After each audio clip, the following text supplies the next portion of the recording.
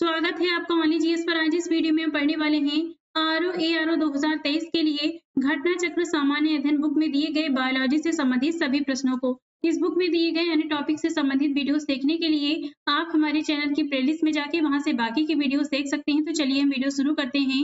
जीव विज्ञान के अंतर्गत सबसे पहले देखते हैं जीव विज्ञान की उप शाखाओं से संबंधित प्रश्न। पहला प्रश्न है, कीटों के वैज्ञानिक अध्ययन को कहते हैं, तो इसे कहते हैं एंटोमोलॉजी। ऑप्शन बी सही होगा। इक्थियोलॉजी मत्स्य की संरचना, कार्यकी इत्यादि का अध्ययन होता है। एंटोमोलॉजी कीटों का वैज्ञानिक अध्ययन है। पैरासिटोलॉजी परजीवी जीवों का अध्ययन है। मैलेकोलॉजी मोलस्का और इनके खोलों का अध्ययन होता है।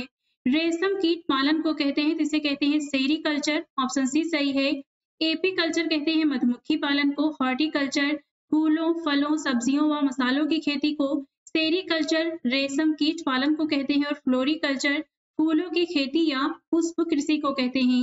निम्न में से बेमेल को ज्ञात करिए, तो इसमें से बेमेल है psychology, physiology, pathology, bacteriology same है और यहाँ पे जो अलग है ये है साइकोलॉजी। ऑप्शन बी होगा। फिजियोलॉजी, पैथोलॉजी और बैक्टीरियोलॉजी जीव विज्ञान से संबंधित शाखाएं हैं, जबकि साइकोलॉजी मनोविज्ञान इनसे अलग है। अब देखते हैं जैव विकास से संबंधित प्रश्न। डायनासोर थे, तो डायनासोर मेसोजोइक सरीसृप थे। ऑप्शन बी सही होगा इसमें। डायनासोर विशालकाय सरीसृप थे जो कि मध्यजीवी या मेसोजोइक महाकाल में थे। मध्यजीवी महाकल्प को 3 कल्पों, ट्रायसिक कल्प ये था 3.8 करोड़ वर्ष पहले का समय है ये। जुरैसिक कल्प 5.7 करोड़ वर्ष का पहले का समय है तथा क्रिटेशियन कल्प 7 करोड़ वर्ष पहले इसमें बांटा गया है इसे। क्रिटेशियन में डायनासोर पुष्पी पादपों स्तनियों का विकास होता रहा, किंतु अंतिम समय में उत्तरी महाद्वीपों के जुड़ने, गोंडवाना महाद्वीप के पृथक होने तथा पृथ्वी पर उल्का पिंडों के गिरने से डायनासोर सहित लगभग 76% जातियों की व्यापक विलुप्ति हुई। नेक्स्ट है, निम्नलिखित में से कौन सी गैस प्राचीन आदिम पृथ्वी के वायुमंडल से अनुपस्थित थी, तो ये है ऑक्सीजन। ऑप्शन सी सही होगा। प्रश्नगत विकल्पों में से प्राचीन आदिम पृथ्वी के वायुमंडल में ऑक्सीजन गैस नगण्य या अनुपस्थित थी, जबकि मीथेन, अमोनिया, कार्बन डाइऑक्साइड आदि गैसें उपस्थित थी। वर्गीय से संबंधित प्रश्न है, निम्नलिखित में से सील किस जाति का है, तो ये है स्तनपायी। ऑप्शन डी सही है। सील या फोका एक स्तनपायी जंतु है जो गढ़ कार्निवोरा के अंतर्गत आता है। यह एक जलीय, चुस्त एवं शक्तिशाली स्तनधारी जंतु है जो कि मांसाहारी होता है। शिकार करने के लिए इनमें नुकीले कैनाइन दांत पाए जाते हैं तथा तैरने के लिए इनमें चप्पू या फ्लिपर्स उपस्थित होते हैं। यहाँ पे तथ्यात्मक नोट्स दिए गए हैं जो कि प्रश्नों के बीच बीच में है, तो इसे हम लास्ट में कवर कर लेंगे। नेक्स्ट प्रश्न है, निम्नलिखित में से कौन सा कीट नहीं है खटमल, घरेलू मक्खी, मच्छर में से, तो ये मकड़ी इसमें कीट नहीं है, बाकी तीनों है। आंसर हमारा इसमें भी होगा मकड़ी वर्ग इरेक्निडा तथा क्रम इरेनी का एक जंतु है जो कि उदर के पश्च भाग में स्थित ग्रंथियों के स्राव से जाला बनाती हैं। सभी मकड़ियां परभक्षी होती हैं। मकड़ी कीट वर्ग के अंतर्गत नहीं आती क्योंकि इनमें 8 पात पाए जाते हैं। अन्य विकल्पगत जंतु कीट वर्ग के अंतर्गत आते हैं क्योंकि इनमें 6 पात पाए जाते हैं। नेक्स्ट है, सांप के जहरीले विषदंत होते हैं जो कि रूपांतरित रूप हैं, ये होते हैं जंभिका दंत के। ऑप्शन डी सही होगा इसमें। विषैले सांपों में ऊपरी जबड़े की मैक्सिलरी हड्डियों के 1 से 3 जोड़ी, प्रायः एक जोड़ी बड़े व पीछे की ओर मुड़े विषदंत ताल से मुख ग्रासन गुहिका में उभरे रहते हैं। यह मैक्सिलरी दंत जंभिका दंत ऊपरी जबड़े में ही स्थित विष ग्रंथियों से संबद्ध होते हैं। निम्नलिखित में से किस ग्रुप के जंतु प्रायः रात्रिचर होते हैं, तो ये होते हैं मच्छर, चमगादड़, उल्लू। ऑप्शन इसमें भी सही होगा। रात्रिचर जंतु वे जंतु होते हैं जो कि दिन में आराम करते हैं किंतु रात्रि में सक्रिय रहते हैं। इन जंतुओं में प्रायः श्रवण तथा घ्राणेन्द्रियां अत्यधिक विकसित होती हैं एवं दृष्टि क्षमता विशेष अनुकूलित होती है। मच्छर, चमगादड़, उल्लू, कीवी इत्यादि जंतु प्रायः रात्रिचर होते हैं। मच्छरों के बारे में निम्नलिखित कथनों पर विचार करिए। इनमें से आपको बताना है कौन सा सही है। 5 कथनों में से कौन सा सही है। इसमें पहला है केवल नर रक्त चूसते हैं, तो ये जो पहला है ये तो गलत हो गया। केवल मादा रक्त चूसती हैं, दूसरा सही है। मादा पौधे का रस चूसती हैं, ये भी गलत है। मादा की अपेक्षा नर के डैने बड़े होते हैं, नर की अपेक्षा मादा के डैने बड़े होते हैं, तो यहाँ पे दूसरा और पांचवा सही है, बाकी सभी गलत है। आंसर होगा इसमें केवल 2 और 5 सही है, ऑप्शन डी सही है। केवल मादा मच्छर ही गर्म रुधिर वाले कशेरुकियों, पक्षियों एवं स्तनियों का रुधिर चूसती हैं और बाह्य परजीवी के रूप में होती हैं। नर मच्छर रुधिर नहीं चूसते, ये अपना पोषण फल फूलों के रस से करते हैं। मादा मच्छर सामान्यतः नर मच्छर से बड़ी होती हैं, यहाँ पे विकल्प डी सही होगा। निम्नलिखित पादपों में से किसका संग्रह अंग तना नहीं है? शकरकंद का, ऑप्शन डी सही है। गन्ना, आलू एवं अदरक तने का रूपांतरण है, अर्थात इनका संग्रह अंग तना है, जबकि शकरकंद का संग्रह अंग जड़ कुंभी रूप यह मूलांकुर से विकसित होता है। निम्नांकित में से कौन सा एक सुमेलित नहीं है? अदरक राइजोम होता है, अफीम की डूटी सन तना होता है, केसर बीज नहीं होता, यहाँ पे जो बी है ये गलत है। केसर एक मसाला है जिसे पौधे के पुष्प वर्तिका तथा वर्तिकाग्र से प्राप्त किया जाता है। इस पौधे का वनस्पतिक नाम क्रोकस सैटाइवस है, जो कि इरिडेसी कुल के अंतर्गत आता है। यह एक पुष्पीय बहुवर्षीय पौधा है। केसर का स्वाद तीखा होता है तथा इसमें सैफ्रोनॉल एवं पिक्रोक्रोसिन नामक रसायन पाया जाता है। इसका उपयोग औषधि तथा भोज्य पदार्थ को स्वादिष्ट तथा सुनहरा बनाने में किया जाता है। निम्न में से आलू का कौन सा भाग खाने योग्य होता है? तना, ऑप्शन ए सही होगा इसमें। आलू का खाने वाला भाग कंद रूपांतरित तना होता है, विकल्प ए सही है। कुनेन जो मलेरिया के इलाज में प्रयोग की जाती है, सिनकोना पादप के किस भाग से आती है? तो ये आती है छाल से, ऑप्शन सी सही होगा यहाँ पर। कुनेन मलेरिया के उपचार के लिए एक प्रमुख औषधि है जिसे सिनकोना नामक पौधे की छाल से प्राप्त किया जाता है। यह पौधा एक आवृतबीजी पादप है। कुनेन एक प्राकृतिक श्वेत क्रिस्टली एल्केलाइड है जिसका स्वाद तीखा होता है। इसका उपयोग जोड़ों के दर्द तथा प्रियान रोगों के उपचार में भी किया जाता है।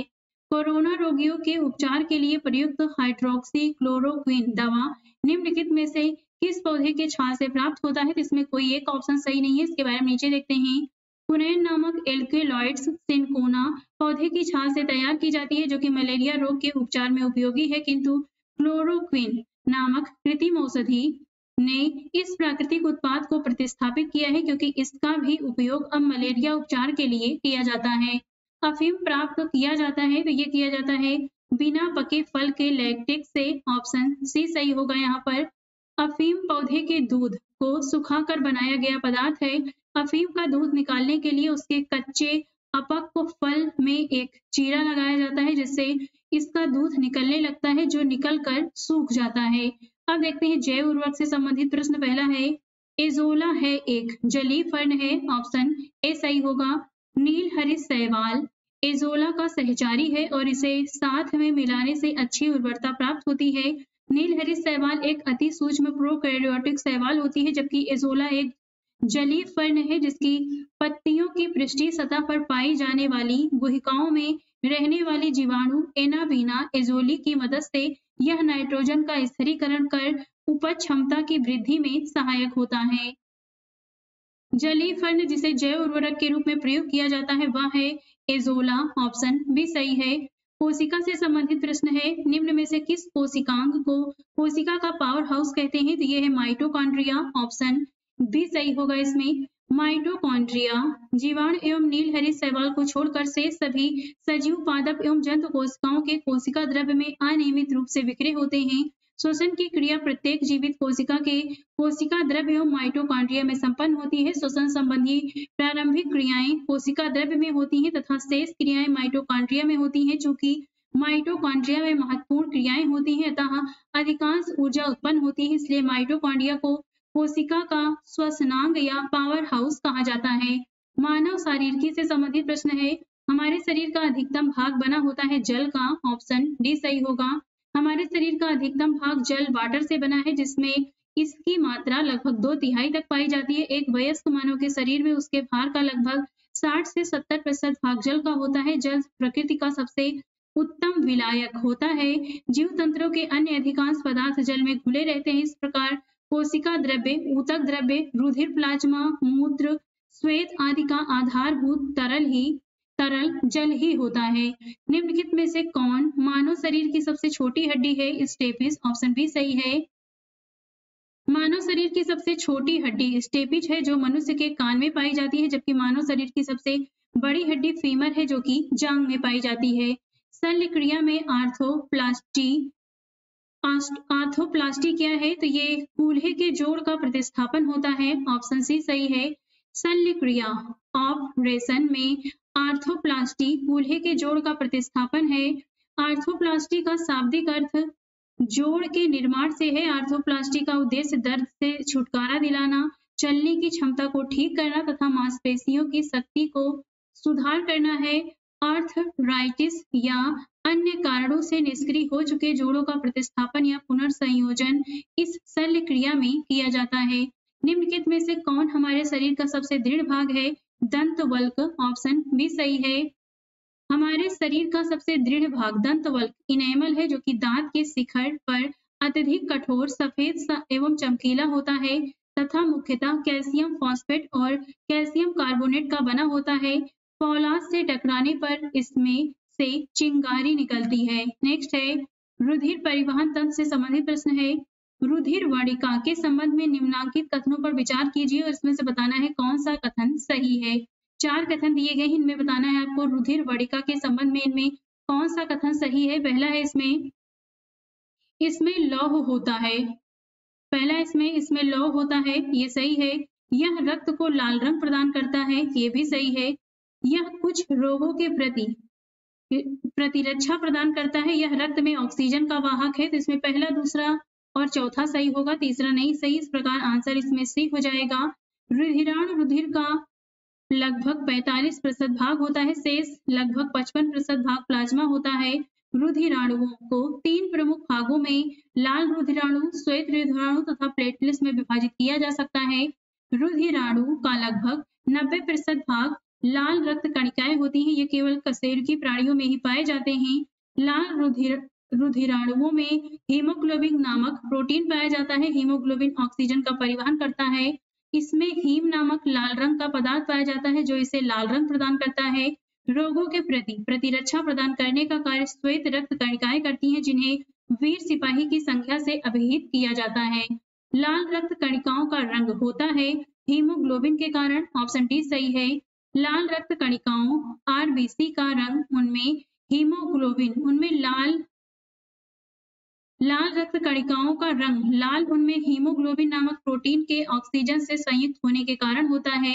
लाल रुधिर कणिकाओं को एरिथ्रोसाइट्स भी कहते हैं, जो कि सिर्फ कशेरुकियों के रुधिर में होते हैं। मनुष्य में ये केंद्रक विहीन तथा इनकी औसतन संख्या पुरुषों में 54 लाख तथा स्त्रियों में 48 लाख प्रति क्यूबिक मिमी होती है। शरीर में ये गैसों के परिवहन का कार्य करती हैं। निम्न रक्त वर्ग सार्वत्रिक दाता यूनिवर्सल डोनर होता है, तो ये होता है ओ। ऑप्शन बी सही होगा। रक्त वर्ग ओ सार्वत्रिक दाता होता है क्योंकि इसमें कोई प्रतिजन एंटीजन नहीं होता, अतः इसका रुधिर वर्ग सभी वर्ग के व्यक्तियों को चढ़ाया जा सकता है। दूसरी ओर इस वर्ग के प्लाज्मा में दोनों प्रतिरक्षियों की उपस्थिति के कारण किसी भी अन्य वर्ग के व्यक्ति का रुधिर इस वर्ग के व्यक्ति को नहीं चढ़ा सकते हैं। इस रक्त वर्ग ए बी सार्वत्रिक ग्राही यूनिवर्सल रेसिपिएंट होता है। लाल रक्त कणिकाएं मुख्यतः बनती हैं अस्थिमज्जा में। ऑप्शन डी सही है। लाल रक्त कणिकाएं श्वसन अंगों से ऑक्सीजन लेकर सारे शरीर में पहुंचाने का कार्य करती हैं। लाल रक्त कणिकाएं अस्थिमज्जा बोन मैरो में विकसित होती हैं तथा मनुष्य के शरीर का लगभग 120 दिनों तक प्रसारित होती रहती हैं। तिल्ली या प्लीहा पुरानी रक्त कणिकाओं को नष्ट करने का कार्य करता है। एक सामान्य 70 किलोग्राम भार वाले वयस्क मनुष्य में रक्त की कुल मात्रा होती है लगभग 5000 मिलीलीटर। ऑप्शन बी सही है। एक सामान्य 70 किलोग्राम भार वर्ग वाले वयस्क मनुष्य में रक्त की कुल मात्रा लगभग 5000 मिलीलीटर यानी लगभग 5 लीटर होती है। आरएच कारक का नाम संबंधित है एक प्रकार के बंदर से। ऑप्शन सी सही है। 1900 ईस्वी में कार्ल लैंडस्टीनर ने 4 रक्त समूहों ए बी ए, बी और ओ की खोज की थी। बाद में रिसर्च संदर्भ में एक अलग फैक्टर ढूंढा गया जिसे RH फैक्टर नाम दिया गया, जहां रक्त समूह ए में एंटीजन ए पाया जाता है, वहीं रक्त समूह बी में बी एंटीजन उपस्थित रहता है, जबकि ए बी समूह में ए और बी एंटीजन दोनों तथा ओ में कोई एंटीजन नहीं पाया जाता। किसी खास रक्त समूह के रक्त को जब विपरीत रक्त समूह से मिलाया जाता है तो रक्त थक्के के रूप में जमने लगता है, जिसे रक्त स्कंदन ब्लड क्लॉटिंग कहते हैं। चूंकि ओ नेगेटिव समूह के रक्त में ना तो कोई एंटीजन उपस्थित होता है और ना ही RH फैक्टर, अतः इस रक्त समूह का रक्त किसी भी व्यक्ति को देने पर कोई स्कंदन नहीं होगा। ये होता है O नेगेटिव। नेक्स्ट है प्रकाश संश्लेषण से संबंधित प्रश्न है, वह क्रिया जिसके द्वारा पौधे अपना भोजन तैयार करते हैं कहलाती है प्रकाश संश्लेषण। ऑप्शन सी सही है। प्रकाश संश्लेषण हरे पौधों में होने वाली एक क्रिया है जिसमें वे भोज्य पदार्थ का निर्माण करते हैं। इस क्रिया में प्रकाश ही ऊर्जा प्रदान करता है। प्राकृतिक रूप से पौधे सूर्य के प्रकाश से ही ऊर्जा ग्रहण करते हैं, किंतु समुद्री शैवाल चंद्रमा के प्रकाश में यह क्रिया करते हैं तथा विद्युत प्रकाश में भी प्रकाश संश्लेषण की क्रिया होती है। ऑक्सीजन जो प्रकाश संश्लेषण से उत्पन्न होती है आती है जल से। ऑप्शन ए सही होगा। पौधों के प्रकाश संश्लेषण की क्रियाओं से निकली समस्त ऑक्सीजन जल से प्राप्त होती है। प्रकाश संश्लेषण प्रक्रिया के लिए निम्नलिखित में से किसकी उपस्थिति आवश्यक नहीं है? ऑक्सीजन की, सूर्य का प्रकाश, जल और कार्बन डाइऑक्साइड की जरूरत होती है। बी यहाँ पे आंसर होगा। प्रकाश संश्लेषण की क्रिया में पौधे अपने हरे रंग वाले अंगों जैसे पत्ती द्वारा सूर्य के प्रकाश की उपस्थिति में वायु से कार्बन डाइऑक्साइड तथा भूमि से जल लेकर जटिल खाद्य पदार्थों जैसे कार्बोहाइड्रेट का निर्माण करते हैं और ऑक्सीजन गैस बाहर निकालते हैं। प्रकाश संश्लेषण में कौन सा प्रकाश सबसे अधिक प्रभावकारी होता है? लाल। ऑप्शन ए सही है। प्रकाश संश्लेषण पर प्रकाश का प्रभाव 3 प्रकार से होता है। यह प्रखरता, प्रकाश का प्रकार तथा उसके अंतराल तीनों से प्रभावित होता है। दुर्बल प्रखरता के प्रकाश में संभवतः पर्णरंध्रों के न खुलने से तथा गैसीय विसरण बहुत धीमी दर से होने के कारण प्रकाश संश्लेषण की क्रिया नहीं होती। जैसे जैसे प्रकाश की तीव्रता बढ़ती है प्रकाश संश्लेषण की क्रिया आरंभ हो जाती है तथा गति प्राप्त करती है। विभिन्न तरंग दैर्ध्यों के प्रभाव के संबंध में अधिकतम प्रकाश संश्लेषण लाल प्रकाश तरंगदैर्घ्य होती है 650 नैनोमीटर में तथा द्वितीय अधिकतम नीले प्रकाश तरंगदैर्घ्य होती है 475 नैनोमीटर में पाया जाता है। हालांकि पर्णहरित लाल प्रकाश की अपेक्षा नीले प्रकाश अधिक अवशोषित करता है, परंतु प्रकाश संश्लेषण में सर्वाधिक प्रयोग लाल प्रकाश का ही होता है। विटामिन और पोषण से संबंधित प्रश्न है, कौन सा विटामिन जल में घुलनशील होता है? तो ये होता है विटामिन बी और सी। यहाँ पे ऑप्शन बी और सी दोनों होंगे। विटामिन ए, डी, ई, के वसा में घुलनशील है, जबकि विटामिन बी तथा सी जल में घुलनशील हैं। विटामिन सी का मुख्य स्रोत होता है कच्चे एवं ताजे फल। ऑप्शन ए सही है। दूध में मुख्य रूप से vitamin A, vitamin B12, vitamin D तथा विटामिन के उपस्थित होते हैं। दालों में मुख्यतः प्रोटीन प्रचुर मात्रा में होता है। घी में वसा की प्रचुरता होती है। विटामिन सी खट्टे साइट्रस फलों में पाया जाता है। विटामिन सी का सर्वाधिक प्रचुर स्रोत है तो ये है संतरा। ऑप्शन सी सही है। विटामिन सी लौह अवशोषण में सहायक होता है। यह खट्टे फलों आंवला, नींबू, संतरा आदि में प्रचुर मात्रा में पाया जाता है। किसके अवशोषण में विटामिन सी मदद करता है? लौह के। ऑप्शन ए सही है। निम्नलिखित में से यौगिकों के किस समूह को सहायक आहार कारक कहा जाता है? तो ये होता है विटामिन। ऑप्शन डी सही है। विटामिन एक ऐसा यौगिक है जो सहायक आहार कारक भी है। इस विचार को स्पष्ट करने वाले पहले वैज्ञानिक फ्रेडरिक गोलैंड हॉपकिंस थे। निम्नलिखित में से कौन सा युग्म सही सुमेलित नहीं है? नियासिन, पेलाग्रा, थायमिन की कमी से बेरी, विटामिन डी की कमी से सूखा रोग, विटामिन के की कमी से बंध्यापन नहीं होता, यहाँ पे सुमेलित नहीं है, ये है डी। विटामिन के की कमी से रक्त के थक्का बनने की समस्या होती है, जबकि अन्य समस्त विकल्प सही हैं।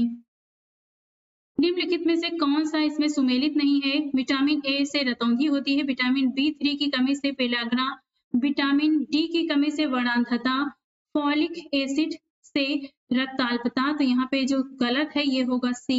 वर्णांधता एक एक्स लिंग सहलंग वंशागति रोग है। यह विटामिन डी की कमी से नहीं होता है। विटामिन डी की कमी से होने वाला रोग रिकेट्स, सूखा रोग तथा ऑस्टियोमेलेसिया है। विटामिन ए की कमी से रतौंधी रोग होता है। विटामिन B3 को नियोसिन या विटामिन पीपी कहते हैं। इसकी कमी से पेलाग्रा अर्थात चर्मदाह रोग हो जाता है। फॉलिक एसिड की कमी से रक्ताल्पता एनीमिया रोग होता है। निम्नलिखित में से कौन सा युग्म सही सुमेलित नहीं है? विटामिन डी सुखंडी, विटामिन सी मसूड़ों से खून आना, विटामिन ए गठिया, विटामिन बी1 बेरी बेरी। तो यहाँ पे जो सही सुमेलित नहीं है ये है सी। विटामिन ए की कमी के कारण रतौंधी नामक आंखों की बीमारी होती है। विटामिन डी की कमी से सुखंडी सूखा रोग या रिकेट्स बीमारी प्रायः बच्चों में होती है। विटामिन सी की कमी से स्कर्वी रोग, मसूड़े से खून आना होता है। विटामिन बी1 की कमी से होने वाला रोग बेरी बेरी एक रोग कुपोषण जन्य रोग है। नेक्स्ट यहाँ पे सूची 1 का सूची 2 से मिलान करना है। इसमें आपको बताना है कौन सा ऑप्शन सही है। तो इसमें ऑप्शन डी सही होगा। इसका मिलान आप स्वयं करिए। इसके बारे में हम नीचे देखते हैं।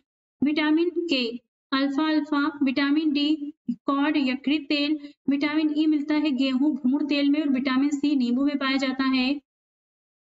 रतौंधी निम्नलिखित की कमी के कारण होता है। तो विटामिन ए ऑप्शन सी सही होगा। इसमें रतौंधी मनुष्यों में होने वाला एक प्रमुख रोग है जो कि शरीर में विटामिन ए की कमी के कारण होता है। विटामिन ए का प्रमुख कार्य दृष्टि रंगाओं रोडोप्सिन के संश्लेषण में भाग लेना होता है। इसका मुख्य स्रोत हरी सब्जियां, गाजर, यकृत, मछली का तेल इत्यादि है। निम्नलिखित विटामिनों में से कौन सा किसी स्वप्न को पर्याप्त अवधि तक याद रखने में सहायक होता है? तो ये विटामिन बी6 ऑप्शन सी सही है। एक अध्ययन से इस बात के प्रमाण मिले हैं कि विटामिन बी6 का नियमित सेवन देखे गए स्वप्नों को पर्याप्त अवधि तक याद करने में मददगार साबित होता है। निम्नलिखित विटामिनों में से कौन सा शरीर में भंडारित नहीं होता है? तो ये है विटामिन सी ऑप्शन बी सही है। विटामिन सी जल में विलय होता है। यह शीघ्र ही मूत्र के साथ उत्सर्जित हो जाता है तथा हमारे शरीर में संचित नहीं रह सकता है। निम्नलिखित में से क्या आंत के जीवाणुओं द्वारा संश्लेषित होता है? तो ये होता है विटामिन बी12 और विटामिन के। यहाँ पे ए और सी दोनों होगा। मनुष्य की आंत के जीवाणुओं द्वारा विटामिन बी12 तथा विटामिन के दोनों का संश्लेषण किया जाता है। एक तरफ यहाँ पे सूची 1 में रोक दिया गया है, एक तरफ कारक है। इसमें आपको बताना है कौन सा सही है। तो इसमें सही ऑप्शन सी होगा। इसमें रतौंधी होता है यहाँ पर विटामिन ए की कमी से, रिकेट्स होता है विटामिन डी की कमी से, स्कर्वी होता है विटामिन सी की कमी से और बेरी बेरी होता है विटामिन बी की कमी से। ये आप मिलान कर लीजिएगा। रतौंधी आंखों की एक बीमारी है। यह रोग विटामिन ए की कमी के कारण होता है। सूखा रोग या रिकेट्स हड्डियों का रोग है जो कि प्रायः बच्चों में होता है। यह रोग विटामिन डी की कमी से होता है। स्कर्वी रोग विटामिन सी की कमी से होता है। बेरी बेरी विटामिन बी1 की कमी से उत्पन्न कुपोषण जन्य रोग है। निम्न में से कौन सा एक विटामिन सूर्य के प्रकाश की उपस्थिति में त्वचा में बनता है? तो ये है विटामिन डी ऑप्शन बी सही होगा। इसमें विटामिन डी का स्रोत सूर्य की किरणें हैं। वास्तव में सूर्य की किरणों द्वारा विटामिन डी का निर्माण हमारी त्वचा कोशिकाओं द्वारा किया जाता है। गेहूं में रोटी बनाने वाले गुणों को प्रभावित करने वाला पदार्थ है ग्लूटीन। ऑप्शन ए सही है। गेहूं की रोटी सख्त गेहूं के आटे की बनाई जाती है। सख्त कठोर गेहूं में ग्लूटीन नामक प्रोटीन की मात्रा अधिक होती है जबकि मुलायम गेहूं में ग्लूटीन की मात्रा कम होती है। निम्न में से किस फल में लौह प्रचुर मात्रा में पाया जाता है? तो ये है करौंदा। ऑप्शन बी सही है। करौंदा एक आवृत्त बीजी पौधा है जिसके फल में विटामिन सी तथा लौह प्रचुर मात्रा में पाया जाता है। विटामिन सी घाव भरने में उपयोगी होता है तथा लौह पदार्थ हमारे रक्त के हीमोग्लोबिन में पाया जाता है। निम्नलिखित विटामिनों में से किसमें कोबाल्ट होता है? विटामिन बी12 में। ऑप्शन बी सही है।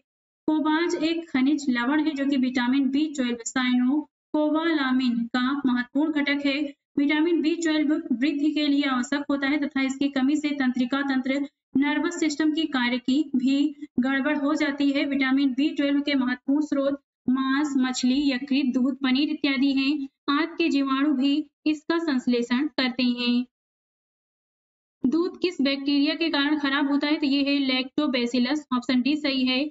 दूध लैक्टोबैसिलस बैक्टीरिया के कारण खराब होता है। यह एक अति महत्वपूर्ण जीवाणु बैक्टीरिया है जो कि पाचक नाल में पाया जाता है। ये जीवाणु मिल्क शुगर को लैक्टिक अम्ल में बदल देते हैं जिसके कारण दूध खट्टा हो जाता है। दूध से दही, छाछ तथा पनीर निर्माण का कार्य लैक्टोबैसिलस जीवाणु के द्वारा किया जाता है। इसके अलावा ये जीवाणु शरीर में कोलेस्ट्रॉल को सामान्य बनाए रखने में सहायक होते हैं। ध्यातव्य है कि ये जीवाणु प्रोकैरियोटिक कोशिका वाले सूक्ष्म किस्म के जीव हैं जिनमें अविकसित केंद्रक पाया जाता है।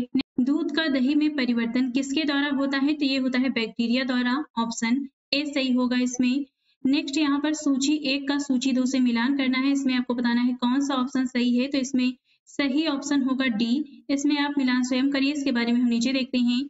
हड्डियों में उपस्थित यौगिक है कैल्शियम फॉस्फेट, सिरके में उपस्थित अम्ल है एसिटिक एसिड, दूध का खट्टा होना होता है लैक्टिक एसिड के कारण, फल पकता है एथिलीन की वजह से। दुग्ध प्रोटीन को पचाने वाला एंजाइम है, तो ये होता है रेनिन। ऑप्शन सी सही होगा इसमें। दुग्ध प्रोटीन को पचाने वाला एंजाइम रेनिन होता है, जो दूध की घुलनशील प्रोटीन केसीन को ठोस एवं घुलनशील कैल्शियम पैरा कैसिनेट में परिवर्तित कर दूध को दही के रूप में जमा देता है। शिशुओं में जठर रस में यह पाचक एंजाइम होता है, किंतु वयस्कों के जठर रस में यह नहीं होता है। निम्नलिखित में से कौन सा एंजाइम प्रोटीनों को अमीनो अम्ल में विघटित करता है, तो ये है पेप्सिन। ऑप्शन ए सही है।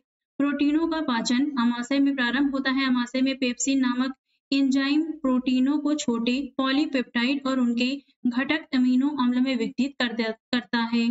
सबसे अधिक प्रोटीन पाई जाती है, तो ये पाई जाती है सोयाबीन के दाने में। ऑप्शन डी सही होगा इसमें। प्रोटीन की सर्वाधिक मात्रा सोयाबीन में पाई जाती है। इसमें प्रोटीन की मात्रा 40% होती है। यह मुख्यतः दलहनी एवं तिलहनी फसल है। सोयाबीन से दूध तैयार किया जाता है, जो गाय के दूध के समकक्ष होता है। सोयाबीन के दाने में 40% प्रोटीन, 20% वसा तथा 30% कार्बोहाइड्रेट पाया जाता है। मध्य प्रदेश सोयाबीन उत्पादक प्रमुख राज्य है। मानव के बाल एवं नख में निम्नलिखित में से कौन सा प्रोटीन विद्यमान है, तो ये है केराटिन। ऑप्शन बी सही है। बाल केराटिन नामक प्रोटीन का बना होता है। यह प्राणियों में नाखूनों और बालों का प्रमुख संरचनात्मक घटक है। निम्नलिखित में से कौन सा एक युग्म सही सुमेलित है? विटामिन B2 राइबोफ्लेविन, ऑप्शन यहाँ पे बी सही है। विटामिन B1 को थायमिन कहते हैं, विटामिन B2 को राइबोफ्लेविन, विटामिन B12 को साइनोकोबालामिन, विटामिन B6 को पायरिडॉक्सिन नाम से जाना जाता है। निम्नलिखित खाद्य पदार्थों में से कौन सा सभी आवश्यक अमीनो अम्ल का सर्वोत्तम स्रोत है, तो ये है अंडा। ऑप्शन सी सही है। प्रश्नगत विकल्पों में अंडा सभी आवश्यक अमीनो अम्ल का सर्वोत्तम स्रोत है।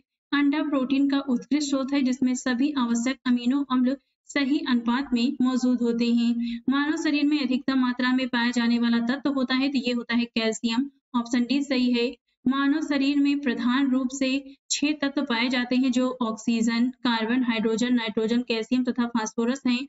मानव शरीर के भार का लगभग 65% oxygen, 18% carbon, 10% hydrogen, 3% nitrogen, 1.4% calcium तथा 1.1% फास्फोरस होता है।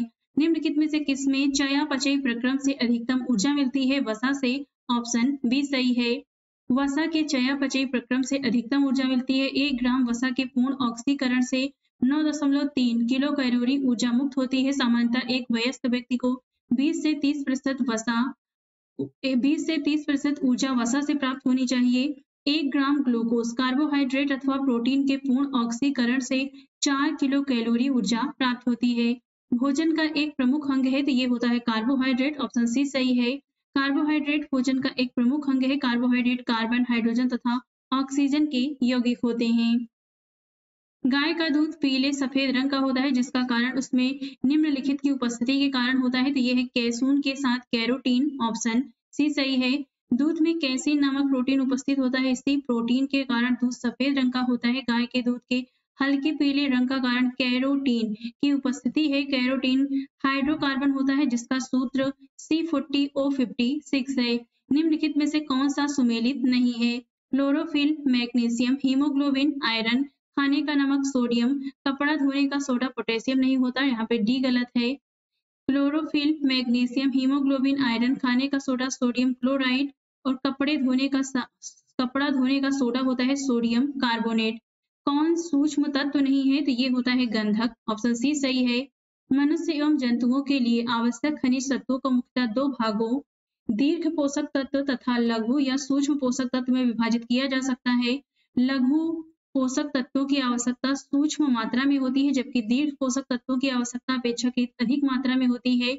लोहा, जस्ता, manganese, copper, iodine, cobalt, nickel, molybdenum, chromium आदि सूक्ष्म तत्व, जबकि calcium, magnesium, sodium, potassium, phosphorus, chlorine एवं गंधक आदि दीर्घ तत्वों की श्रेणी में शामिल होते हैं। अंतःस्रावी ग्रंथियां एवं हार्मोन से संबंधित प्रश्न है। यहाँ पे सूची 1 में हार्मोन दिए गए हैं, सूची 2 में स्रावित ग्रंथियां हैं। इसमें बताना है कौन सा ऑप्शन सही है।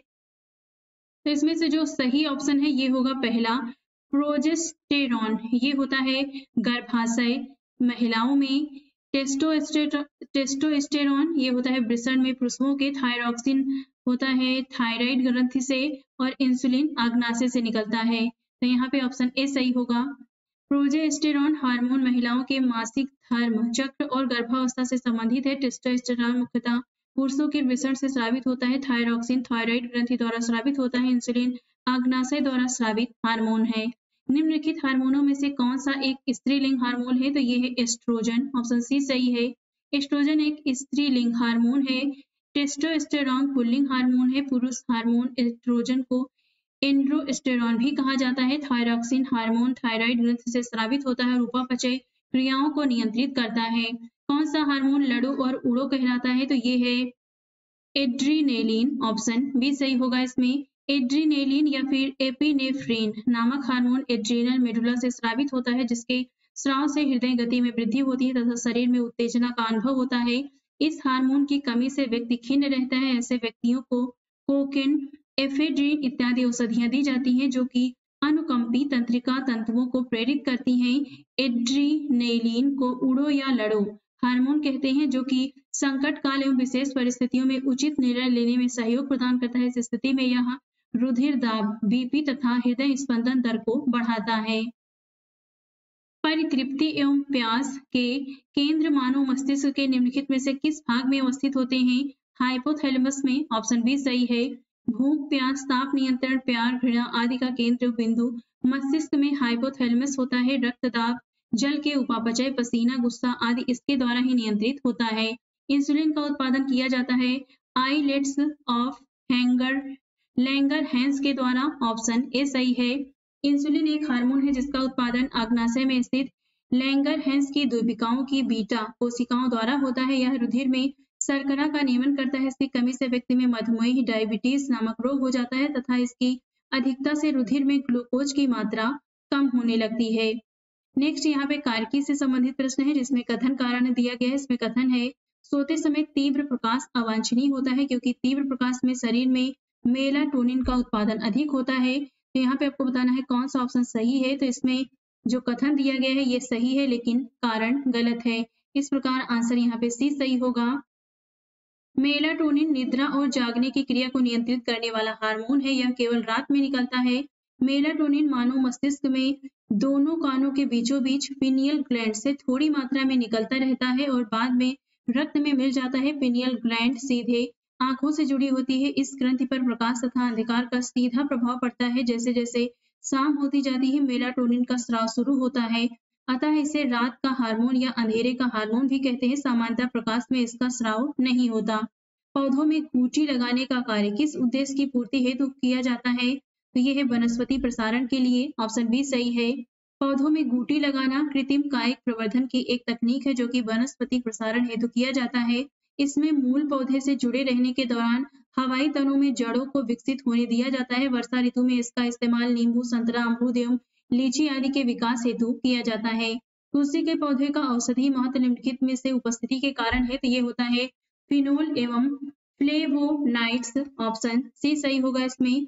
तुलसी ऑसिमम सैंक्टस एक औषधि पौधा है। इसमें महत्वपूर्ण फाइटो रसायन पाए जाते हैं जो अपने प्रदाहनाशी तथा प्रतिऑक्सीकारक गुणों के कारण विभिन्न गंभीर रोगों से सुरक्षा प्रदान करते हैं। तुलसी के पत्ते के अर्क में फ्लेवोनाइड सैपोनिन ग्लाइकोसाइड फिनॉल आदि उपस्थित होते हैं जो इसके औषधि गुणों में वृद्धि करते हैं। यहाँ पे आपको बताना है इनमें से कौन सा सुमेलित है। यहाँ पे 4 ऑप्शन दिए गए हैं, इसमें से बताना है कौन सा सुमेलित है, इसमें से बताना है। तो यहाँ पे जो सही ऑप्शन है ये होगा, ये चारों ही सही हैं। ऑप्शन इस प्रकार से यहाँ पे डी होगा। इसके बारे में नीचे देख लेते हैं। चुकंदर से चीनी बनती है, शहद में ग्लूकोज फ्रक्टोज होता है, कपास सेलुलोज और दुग्ध में लैक्टोज होता है। रोग एवं उपचार से संबंधित प्रश्न है। उस वैज्ञानिक का नाम बताइए जिसने यह खोज की थी कि मलेरिया प्लाज्मोडियम नामक परजीवी से होता है। तो ये है sir Ronald Ross. Option C सही होगा इसमें। सर रोनाल्ड रॉस ने यह पता लगाया था कि मलेरिया रोग प्लाज्मोडियम नामक एक कोशिकीय प्रोटोजोआ द्वारा होता है तथा प्लाज्मोडियम के वाहक का कार्य मादा एनाफिलिस मच्छर करती है, जिसके लिए इन्हें नोबेल पुरस्कार दिया गया था 1902 में। प्लाज्मोडियम लाल रुधिराणुओं तथा जिगर कोशिकाओं का अंतःपरजीवी जंतु होता है। सिलिकोसिस एक है तो ये फेफड़े संबंधित बीमारी है, ऑप्शन सी सही है। सिलिकोसिस फेफड़ा संबंधी रोग है। धूल कणों में उपस्थित सिलिका श्वसन के द्वारा मनुष्य के फेफड़ों में पहुंच जाता है। सिलिका के नियमित रूप से फेफड़े में पहुंचने से यह रोग होता है। तृतीयक प्रतिजन डीपीटी बच्चों को दी जाती है बचाव के लिए, तो ये दी जाती है रोहिणी, कुकुर खांसी, टिटनेस से, ऑप्शन डी सही होगा इसमें। रोहिणी या फिर डिप्थीरिया, काली खांसी, कुकर खांसी तथा टिटनेस या धनुष संकार से बचाव हेतु नवजात शिशु को डीपीटी वैक्सीन दिया जाता है। ध्यातव्य है कि उक्त तीनों रोग जीवाणुजन्य है, जो कि क्रमशः कोरिनीबैक्टीरियम, डिप्थीरी, हीमोफिलस परट्यूसिस तथा माइकोबैक्टीरियम टिटेनी द्वारा होते हैं। वृक्क से मूत्र की मात्रा का निस्तारण नियंत्रित होता है हार्मोन एडीएच द्वारा, ऑप्शन डी सही है। पीयूष ग्रंथि से एडीएच हार्मोन का स्राव होता है। यह हार्मोन वृक्क से मूत्र की मात्रा के निस्तारण के नियंत्रण हेतु उत्तरदायी है। ट्यूमर संसूचित करने में प्रयुक्त रेडियो समस्थानिक है AS74 आर्सेनिक 74, ऑप्शन ए सही होगा इसमें। ट्यूमर संसूचित करने में प्रयुक्त रेडियो समस्थानिक आर्सेनिक 74 है। परिसंचरण तंत्र में रक्त के थक्के का पता लगाने के लिए सोडियम 24 का, कैंसर के उपचार में कोबाल्ट 60 का तथा जीवों, पौधों एवं जंतुओं के अवशेषों का पता लगाने में कार्बन 14 का प्रयोग किया जाता है। हाल ही में वैज्ञानिकों ने उस प्रोटीन की खोज कर ली है जो मस्तिष्क के खतरनाक रोग अल्जाइमर को उत्पन्न करता है। निम्नलिखित में से वह प्रोटीन कौन सा है, तो यह है एमिलाइड प्रीकर्सर प्रोटीन, ऑप्शन सी सही होगा इसमें। वह प्रोटीन जो मस्तिष्क के खतरनाक रोग अल्जाइमर को उत्पन्न करता है वह है बीटा एमिलाइड प्रीकर्सर प्रोटीन। सूची 1 दिया गया है, सूची 2 यहाँ पे आपको इसमें मिलान करना है, बताना है कौन सा ऑप्शन सही है, तो इसमें ऑप्शन बी सही होगा। इसके बारे में हम नीचे देख लेते हैं। मलेरिया रक्त कोशिकाएं, फाइलेरिया लसिका ग्रंथ से संबंधित है। मस्तिष्क शोध एंसेफलाइटिस मस्तिष्क से संबंधित है। ल्यूकीमिया श्वेत रक्तता बोन मैरो अस्थि मज्जा से संबंधित है। निम्नलिखित में से कौन सा सही सुमेलित नहीं है, यहाँ पर नहीं पूछा है। स्वप्रतिरक्षित रोग संधिवात संधिशोथ से संबंधित है। आनुवंशिक रोग क्षय रोग से संबंधित नहीं है। पामा रोग चिचड़ी मानसिक रोग मनोविदलता से संबंधित है। यहाँ पे जो आंसर होगा वो होगा बी। क्षय रोग ट्यूबरकुलोसिस को यक्ष्मा या तपेदिक नाम से भी जाना जाता है। यहाँ माइकोबैक्टीरियम ट्यूबरकुलोसिस नामक जीवाणु द्वारा होने वाला संक्रामक रोग है। इसमें रोगी को ज्वर, लगातार खांसी, खून के साथ बलगम का आना, सांस फूलना इत्यादि लक्षण प्रदर्शित होते हैं। उपरयुक्त इलाज न होने पर रोगी की मृत्यु हो जाती है। यह आनुवंशिक रोग नहीं है। सूची 1 का सूची 2 से मिलान करना है। एक तरफ रेडियो समस्थानिक दिए गए हैं, एक तरफ निदानात्मक उपयोग दिया गया है, तो इसमें जो सही ऑप्शन होगा वो होगा सी। इसके बारे में हम नीचे देख लेते हैं, आप मिलान स्वयं कर लीजिए। आर्सेनिक 74 आर्सेनिक का एक समस्थानिक है जिसका उपयोग ट्यूमरों के निदान में होता है। कोबाल्ट 60 का प्रयोग कैंसर के निदान में, आयोडीन 131 थायराइड संबंधी विकृतियों के उपचार में तथा सोडियम 24 का प्रयोग रक्त संचार के अध्ययन में किया जाता है। निम्नलिखित में से कौन सा बर्ड फ्लू का कारक है, H5N1, ऑप्शन ए सही है। बर्ड फ्लू एवियन इन्फ्लुएंजा नामक रोग का प्रचलित नाम है जो कि H5N1 नामक वायरस के कारण होता है। यह एक संक्रामक रोग है और मुख्यतः पक्षियों को प्रभावित करता है। H5N1 वायरस मनुष्य को 2 तरह प्रभावित कर सकता है, एक तो सीधे मुर्गियों से मनुष्यों में पहुंचकर और दूसरा किसी संक्रमित व्यक्ति से दूसरे व्यक्ति के शरीर में पहुंचकर। टैमीफ्लू इसकी महत्वपूर्ण औषधि है। एंटीबायोटिक्स अधिकांश प्राप्त होते हैं जीवाणुओं से, ऑप्शन सी सही है। एंटीबायोटिक्स अधिकांशतः जीवाणुओं से प्राप्त होते हैं। यदि आंख का लेंस अपारदर्शी हो जाए तो आंख का रोग कहा जाता है, जिसे कहते हैं मोतियाबिंद, ऑप्शन डी सही होगा इसमें। मोतियाबिंद रोग आंख के लेंस के अपारदर्शी होने पर होता है। निकट दृष्टि दोष में दूर की वस्तुएं धुंधली दिखाई देती हैं। दृष्टि वैषम्य रोग में कार्निया या आंख का लेंस पूर्ण रूप से गोलाकार नहीं होता है तथा ग्लूकोमा बीमारी में आंख के पीछे स्थित दृश्य तंत्रिका धीरे धीरे नष्ट हो जाती है। निद्रा रोग स्लीपिंग सिकनेस नामक बीमारी है ट्रिपेनोसोमा नामक एक कोशिकीय जीव से, ऑप्शन डी सही है। निद्रा रोग ट्रिपेनोसोमा नामक एक कोशिकीय प्रोटोजोआ परजीवी द्वारा होता है। इसका वाहक सीसी मक्खी है। ट्रिपैनोसोमा रुधिर, सेरिब्रोस्पाइनल एवं अन्य शरीर द्रवों के बाह्य कोशी, हृदय पेशियों इत्यादि के अंतःकोश की परजीवी हैं। निर्दय रोग से पीड़ित रोगी दिन में भी नींद से बोझिल रहता है तथा ऊँघता रहता है। एड्स का कारण होता है वायरस, विषाणु, ऑप्शन सी सही है। HIV ह्यूमन इम्यूनोडिफिशियंसी वायरस द्वारा अत्यंत घातक रोग एड्स होता है। एड्स का पूरा नाम एक्वायर्ड इम्यूनोडिफिशियंसी सिंड्रोम है, जिसका अर्थ है शरीर की रोग प्रतिरोधक क्षमता का क्षीण हो जाना। सर्वप्रथम यह रोग 1981 के मध्य अमेरिका में प्रकट हुआ था, किंतु आज यह अनेक देशों में फैल चुका है। T4 लिम्फोसाइट HIV की प्रमुख पोषद या लक्ष्य कोशिकाएं होती हैं। कोलेस्ट्रॉल निम्नलिखित में से क्या है? तो ये स्टेरॉइड है, ऑप्शन ए सही है। कोलेस्ट्रॉल एक प्रकार का स्टेरॉइड है, यह लिपिड का एक प्रकार है। कोलेस्ट्रॉल मोम जैसा पदार्थ है, यह वसा का ही एक रूप है जो लीवर यकृत में पैदा होता है। शरीर के सही ढंग से काम करने के लिए कोलेस्ट्रॉल बहुत जरूरी है। शरीर में कोलेस्ट्रॉल की अधिकता से हृदय की धमनियों में रक्त प्रवाह में बाधा पड़ती है तथा हृदय घात हो जाता है। इनमें से कौन विषाणु जनित रोग नहीं है? तो यह है क्षय रोग, ऑप्शन डी सही है। पोलियो एक संक्रामक रोग है जो पोलियो मेलाइटिस जीवाणु द्वारा होता है। रेबीज एवं खसरा भी विषाणुजन्य रोग है, जबकि तपेदिक या क्षय रोग एक संक्रामक रोग है जिसका कारण माइकोबैक्टीरियम ट्यूबरकुलोसिस नामक जीवाणु है। शरीर में लोहे की कमी से कौन सी बीमारी हो जाती है? रक्त क्षीणता, ऑप्शन बी सही है। शरीर में लोहे आयरन की कमी से रक्त क्षीणता की बीमारी हो जाती है। शरीर में लोहे की प्रतिदिन आवश्यकता 10 से 20 मिलीग्राम होती है। इसका स्रोत मांस, अंडे, फल, फलियां, अनाज तथा हरी सब्जियां हैं। यह हीमोग्लोबिन तथा साइटोक्रोम एंजाइम का महत्वपूर्ण घटक है। एक वर्णांध पुरुष का विवाह एक सामान्य स्त्री से होता है जिसके माता पिता की दृष्टि भी सामान्य थी। उनके बच्चों की निम्नलिखित में से कितने प्रतिशत की वर्णांध होने की संभावना है? 0%, ऑप्शन डी सही होगा इसमें। जैसा कि प्रश्न में दिया गया है कि एक वर्णांध पुरुष का विवाह एक सामान्य स्त्री से होता है जिसके माता पिता की दृष्टि भी सामान्य थी। यहाँ स्त्री के माता पिता की दृष्टि का सामान्य होना दृश्य प्रारूप प्रदर्शित करता है, जबकि इसके जीन प्रारूप की निम्नलिखित दो स्थितियां हो सकती हैं। माता XX तथा पिता XY, माता XCX तथा पिता XY। प्रथम स्थिति के अनुसार उत्पन्न स्त्री का विवाह वर्णांध पुरुष से होने पर कोई भी संतान वर्णांध नहीं होगी। द्वितीय स्थिति के अनुसार उत्पन्न वाहक स्त्री का विवाह वर्णांध पुरुष से होने पर उसकी 50% संतानें वर्णांध होंगी, जबकि सामान्य स्त्री का विवाह वर्णांध पुरुष से होने पर कोई भी संतान वर्णांध नहीं होगी। यहाँ पे अभीष्ट उत्तर डी होगा। निम्नलिखित में से कौन सा रोग एक वायरस द्वारा होता है? तो यह है हेपेटाइटिस, ऑप्शन डी सही होगा इसमें। हेपेटाइटिस बी एक संक्रामक रोग है जो हेपेटाइटिस बी वायरस के कारण होता है। इस व्याधि के कारण यकृत, लीवर में सूजन एवं जलन पैदा हो जाती है। हेपेटाइटिस बी वायरस हेपाडीएनए वायरस परिवार का एक सदस्य है। निम्नलिखित में से कौन सा कथन सही नहीं है? इसमें गलत कथन बताना है। गेरुई गेहूं में पाया जाने वाला रोग है। अगैती झुलसा आलू में पाया जाने वाला रोग है। खैरा धान में पाया जाने वाला रोग है। झूठ कंड फॉल्स स्मट जौ में पाया जाने वाला रोग है, तो यहाँ पे सी गलत होगा।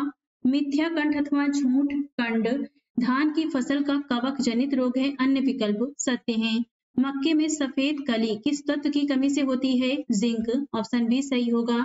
जिंक एक लघु मात्रा पोषक तत्व है जिसकी पौधों को बहुत सूक्ष्म मात्रा में आवश्यकता होती है। इस तत्व की कमी से पौधों की पत्तियां छोटी रह जाती हैं, पौधे बौने रह जाते हैं तथा पौधे की नई पत्तियां व पत्तियों के शीर्ष लगभग सफेद सी हो जाती है, जिसे सफेद कली या व्हाइट बट रोग कहते हैं। यह रोग मक्के में पाया जाता है।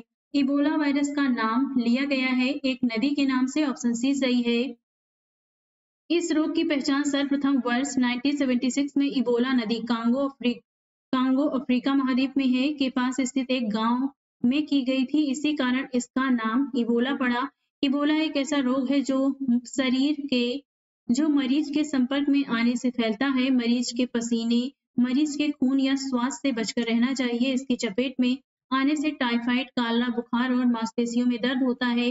बाल झड़ने लगते हैं, नसों में मांसपेशियों में खून उतर आता है, जिससे इससे बचाव करने के लिए खुद को सतर्क रहना ही उपाय है। आनुवंशिक इंजीनियरिंग तथा बायोटेक्नोलॉजी से संबंधित प्रश्न है। साधारणतः ओरोबैंकी खरपतवार पाया जाता है तंबाकू के खेत में, ऑप्शन ए सही है। ओरोबैंकी खरपतवार एक परजीवी किस्म का पौधा है जो कि तंबाकू के अलावा आलू और टमाटर के खेत में पाया जाता है। इसकी विश्व के शीतोष्ण और उष्णकटिबंधीय भागों में लगभग 150 प्रजातियां पाई जाती हैं। गोल्डन चावल एक प्रचुरतम स्रोत है विटामिन ए का, ऑप्शन ए सही होगा इसमें। गोल्डन चावल, सुनहरा चावल, ओराइजा सेटाइवा चावल की एक किस्म है। इसमें आयरन, जिंक एवं विटामिन ए जैसे तत्वों की प्रचुरता होती है। इस चावल का विकास उन क्षेत्रों में प्रयोग करने के लिए किया गया था जहां आहार के रूप में ग्रहण किए जाने वाले विटामिन ए की कमी है।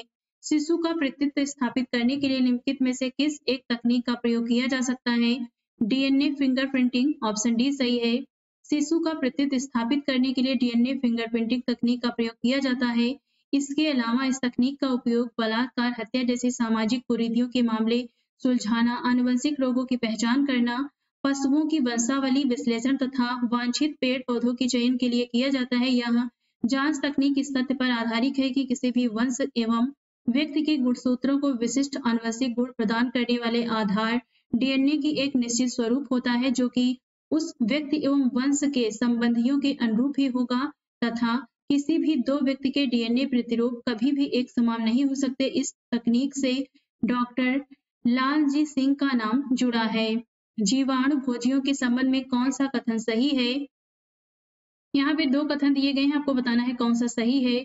जीवाणु भोजी विषाणु होते हैं जो कि जीवाणुओं को संक्रमित करते हैं। जीवाणु भोजी आनुवंशिकी अभियांत्रिकी में प्रयुक्त होते हैं। यहाँ पे दोनों ही कथन सही हैं, इस प्रकार आंसर होगा सी। वे विषाणु जो जीवाणुओं को संक्रमित करते हैं जीवाणु भोजी कहलाते हैं। आनुवंशिक अभियांत्रिकी में जीवाणु भोजी का उपयोग किया जाता है। निम्नलिखित में से कौन सा प्रथम सफल क्लोन जानवर है? तो ये है भेड़, ऑप्शन डी सही है। डॉली भेड़ सर्वप्रथम क्लोन की गई स्तनी थी। डॉली वर्ष 1996 में स्कॉटलैंड में पैदा हुई थी। फेफड़ों की बीमारी के कारण वर्ष 2003 में डॉली की मृत्यु हो गई। अब देखते हैं विविध के अंतर्गत प्रश्न पहला है, निम्नलिखित में से कौन सा आहार समूह मनुष्य के शरीर को अधिकतम ऊर्जा प्रदान करता है? तो ये है कार्बोहाइड्रेट, वसा, प्रोटीन, ऑप्शन सी सही है। कार्बोहाइड्रेट, वसा, प्रोटीन आहार समूह मनुष्य के शरीर को अधिकतम ऊर्जा प्रदान करते हैं। कार्बोहाइड्रेट शरीर को तुरंत ऊर्जा प्रदान करता है और शरीर को चुस्त दुरुस्त रखते हुए रोगों से बचाता है।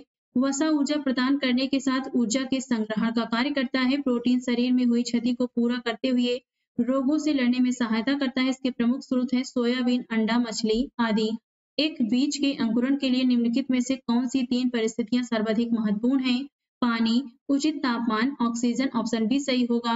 बीजांकुरण के लिए पानी, उचित तापमान, ऑक्सीजन, O2 सर्वाधिक महत्वपूर्ण है जबकि सूर्य का प्रकाश सनलाइट आवश्यक नहीं है। पौधों में बीजांकुरण दो प्रकार का भूम्युपरिक तथा अधोभूमिक होता है। नेक्स्ट है हल्दी भूमिगत तने का उदाहरण है जिसे कहते हैं राइजोम, ऑप्शन डी सही होगा। वनस्पति विज्ञान में प्रकंद से तात्पर्य अंतःभूमिक पौधे के तने से है जो सामान्यतः भूमि के अंदर पाया जाता है। यह प्रायः अपनी जड़ों और गांठों द्वारा भूमि से बाहर निकलता है। अदरक, हल्दी इत्यादि प्रकंद के उदाहरण हैं। पौधे नाइट्रोजन को किस रूप में ग्रहण करते हैं? नाइट्रेट, ऑप्शन सी सही है। वस्तुतः नाइट्रेट नाइट्रोजन तथा ऑक्सीजन के संयोग से बने हुए यौगिक होते हैं। वानस्पतिक वृद्धि के लिए पौधों को नाइट्रोजन की आवश्यकता होती है। वे इसकी पूर्ति वायु तथा जल में घुलनशील नाइट्रेट से करते हैं। हींग प्राप्त की जाती है तने के स्राव से, जड़ों के निष्कर्षण से। यहाँ पे ए और बी दोनों सही होगा। हींग जिस पौधे से प्राप्त की जाती है वह अम्बेलिफेरी कुल से संबंधित है। इसे पौधे के राइजोम एक प्रकार का तना तथा जड़ों से प्राप्त किया जाता है। करनाल बंट रोग है तो ये है गेहूं फसल का, ऑप्शन बी सही है। करनाल बंट एक फफूंद जनित रोग है जो टिलेसिया वंश के कवकों जैसे टिलेसिया इंडिका से होता है। यह गेहूं की गुणवत्ता को प्रभावित करने वाला प्रमुख रोग है। इसे गेहूं का कुष्ठ रोग भी कहते हैं। निम्नलिखित में से कौन सा सही रूप में सुमेलित नहीं है? इस तरफ पादप पोषक तत्व दिए गए, इस तरफ कार्य है। नत्रजन वृद्धि एवं विकास के लिए आवश्यक है। फास्फोरस जड़ के विकास के लिए। पोटेशियम स्टेमेटा के खुलने एवं बंद होने का नियंत्रण, बोरान, रोग प्रतिरोधकता। तो इसमें आपको बताना है कौन सा सही सुमेलित नहीं है, तो इसमें कोई भी एक ऑप्शन नहीं है। इसके बारे में हम नीचे देखते हैं। नाइट्रोजन, फास्फोरस तथा पोटेशियम पौधे के दीर्घ पोषक तत्व हैं। नत्रजन की कमी से नत्रजन का मतलब होता है नाइट्रोजन की कमी से पत्तियां पीली पड़ जाती हैं तथा पौधों की वृद्धि एवं विकास रुक जाता है। पौधे फास्फोरस को प्रायः फॉस्फेट आयन के रूप में ग्रहण करते हैं, जो कि जड़ों के विकास के लिए आवश्यक होता है। पोटेशियम की स्टोमेटा के खुलने व बंद होने में महत्वपूर्ण भूमिका होती है। बोरान पौधे का एक सूक्ष्म पोषक तत्व है। इसकी कमी से चुकंदर में हार्ट रॉट तथा सेब में आंतरिक कॉर्क नामक रोग हो जाता है। इसकी कमी से लेग्यूमिनोसी कुल के पौधों की जड़ों में गुटिकाएं नहीं बनती हैं। ऐसा पाया गया है कि बोरान कई रोगों के प्रति प्रतिरोधक क्षमता विकसित करने में सहायक होता है। इस प्रकार स्पष्ट यहाँ पे सभी विकल्प, जो जितने भी विकल्प दिए गए हैं, ये सारे ही विकल्प सही हैं। नेक्स्ट है, निम्नलिखित में से कौन सुमेलित नहीं है? यहाँ पे नहीं पूछा है। मक्का नर मंजरी निकलना, मूंगफली खूंटी बनना, काबुली चने में किले निकलना, तंबाकू में शीर्ष किस्तन। तो इसमें जो सही सुमेलित नहीं है ये होगा सी। मक्का नर मंजरी निकलना, मूंगफली खूंटी बनना तथा तंबाकू शीर्ष कर्तन सुमेलित है, जबकि काबुली चना किले निकलना सुमेलित नहीं है। धान, गेहूं, गन्ना आदि में किले निकलने की प्रक्रिया होती है। निम्नलिखित में से कौन सा सही सुमेलित नहीं है? अमरबेल तना परजीवी, चंदन जड़ परजीवी, ऑर्किड एपीफाइट अधिपादप, घटपर्णी जलोद। तो यहाँ पे ऑप्शन डी होगा जो सही नहीं है। घटपर्णी नेपिंथेसी कुल का कीटभक्षी पौधा है। ये पौधे मुख्यतः शाक हर्ब होते हैं और दलदली या अधिक नम स्थानों पर उगते हैं। जलोदभिद से आशय अंशतः अथवा पूर्णतः जल निमग्न पौधे से है। इस प्रकार के पादप जलीय पर्यावरण में रहने एवं विकसित होने के लिए अनुकूलित होते हैं। चंदन आंशिक मूल परजीवी होता है। त्रिकोष्ठी हृदय पाया जाता है उभयचरों में। ऑप्शन सी सही है। उभयचरों में हृदय त्रिवेशमी या त्रिकोष्ठी, जबकि पक्षी एवं स्तनधारियों में चौवेशमी होता है। मछलियों में हृदय द्विकक्षीय होता है, जिसमें केवल अशुद्ध रक्त आता है, जो शुद्धिकरण के लिए क्लोमों में जाकर वहां से सीधे विभिन्न अंगों में चला जाता है। निम्नलिखित में से कौन सा युग्म सुमेलित नहीं है? क्लोरोमाइसेटिन, टाइफाइटनाशी, क्रिस्टल वायलेट, भूतिरोधी, क्विनिन, मलेरिया रोधी, एस्पिरिन निषेचक। तो यहाँ पे जो सही सुमेलित नहीं है ये होगा डी। एस्पिरिन एक दर्द निवारक होता है। नेक्स्ट है, मकड़ियों द्वारा उत्पादित रेशम कहलाता है गोसामर रेशम। ऑप्शन बी सही है। रेशम एक प्रोटीन निर्मित फाइबर है। मधुमक्खियां, तितली, मकड़ियां इसका उत्पादन करती हैं। मकड़ियों द्वारा उत्पादित रेशम गोसामर रेशम कहा जाता है। रेशम के अन्य प्रकार हैं मलबरी रेशम, टसर रेशम, इरी रेशम, मूंगा रेशम आदि। मकड़ियों द्वारा उत्पादित रेशम कहा जाता है गॉसिमर रेशम। ऑप्शन सी सही है। समुद्री घास निम्नलिखित तत्व का मुख्य तथा महत्वपूर्ण स्रोत है आयोडीन का। ऑप्शन ए सही है।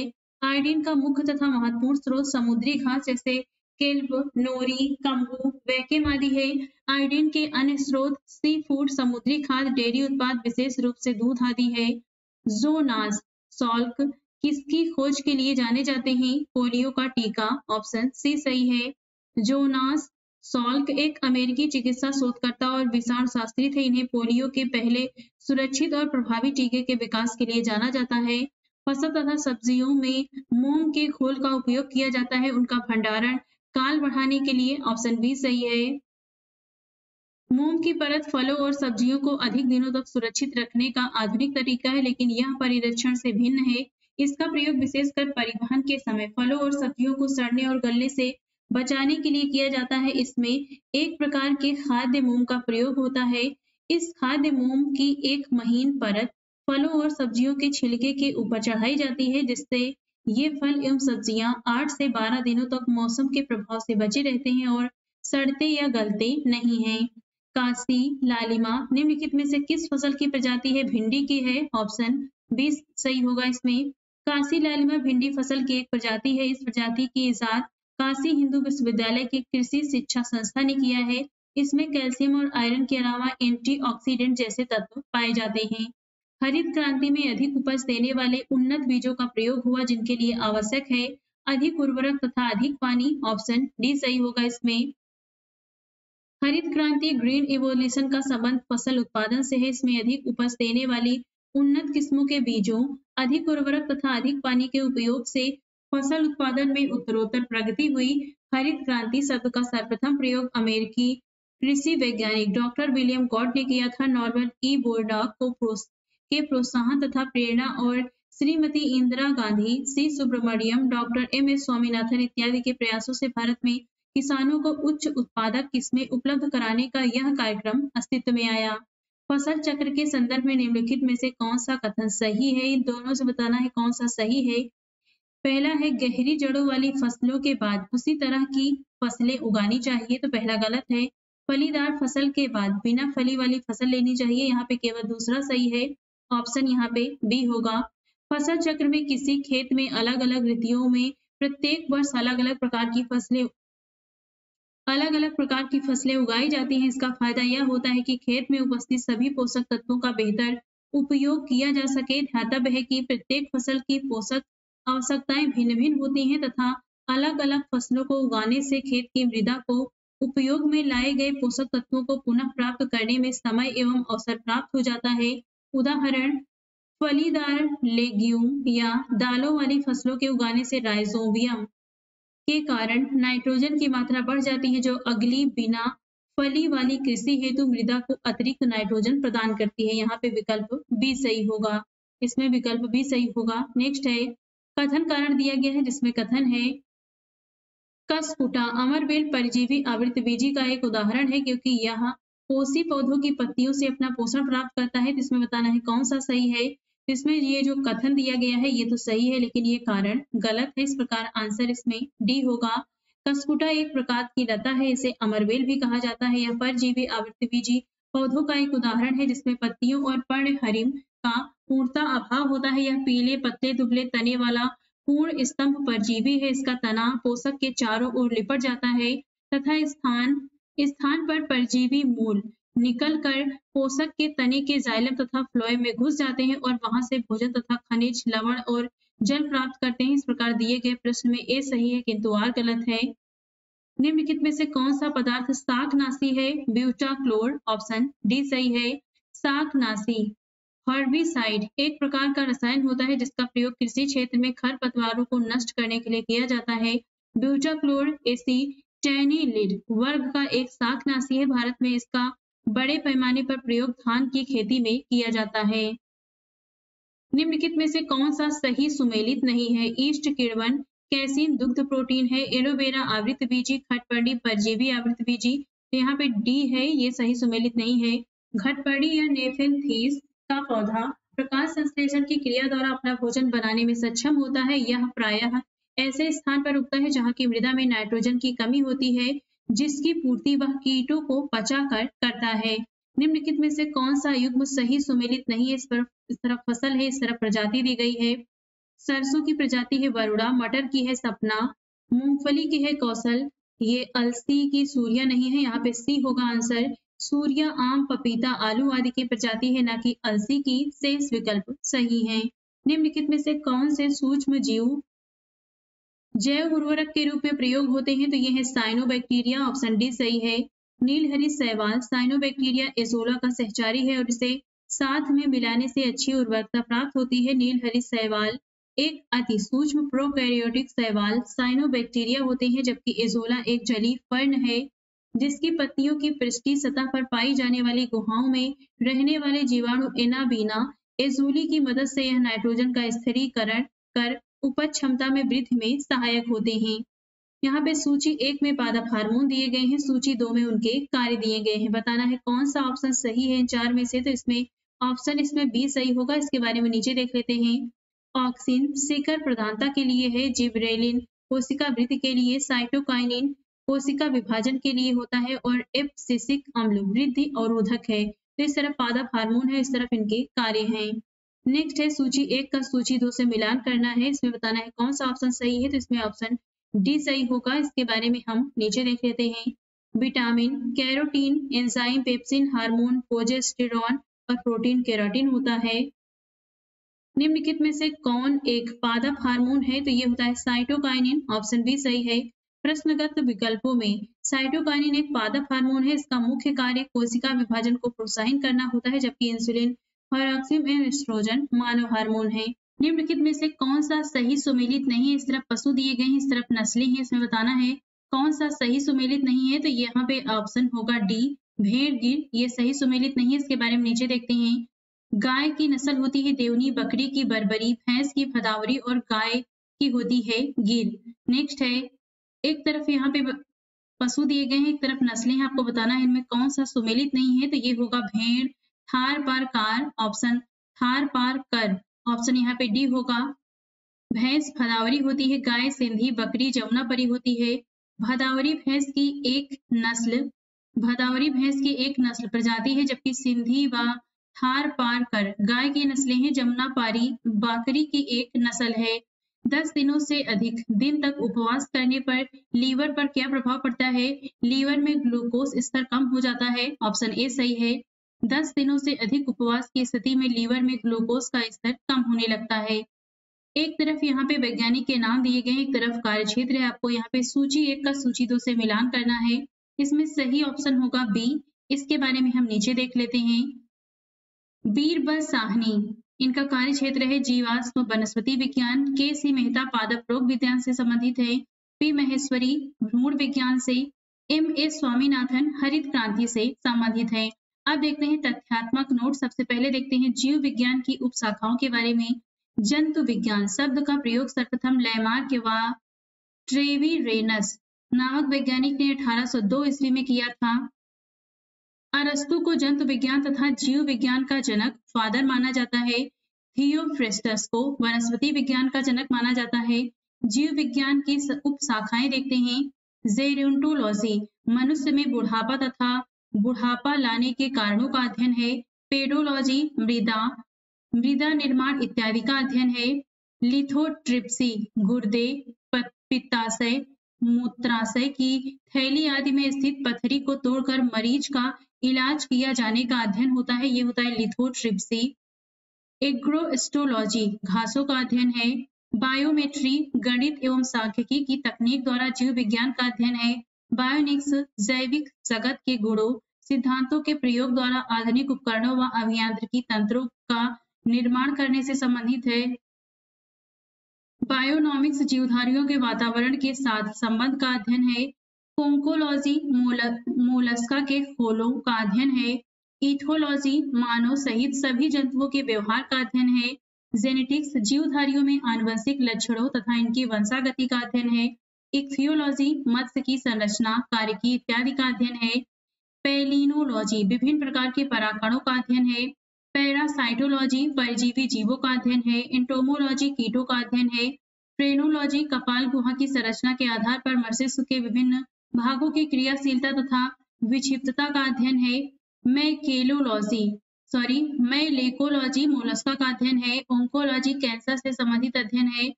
टेरेटोलॉजी शारीरिक विकास में आने वाली असमानताओं का अध्ययन है। ऑस्टियोलॉजी अस्थियों का अध्ययन होता है। सेरोलॉजी रुधिर सीरम का अध्ययन है। आर्निथोलॉजी पक्षियों का अध्ययन है।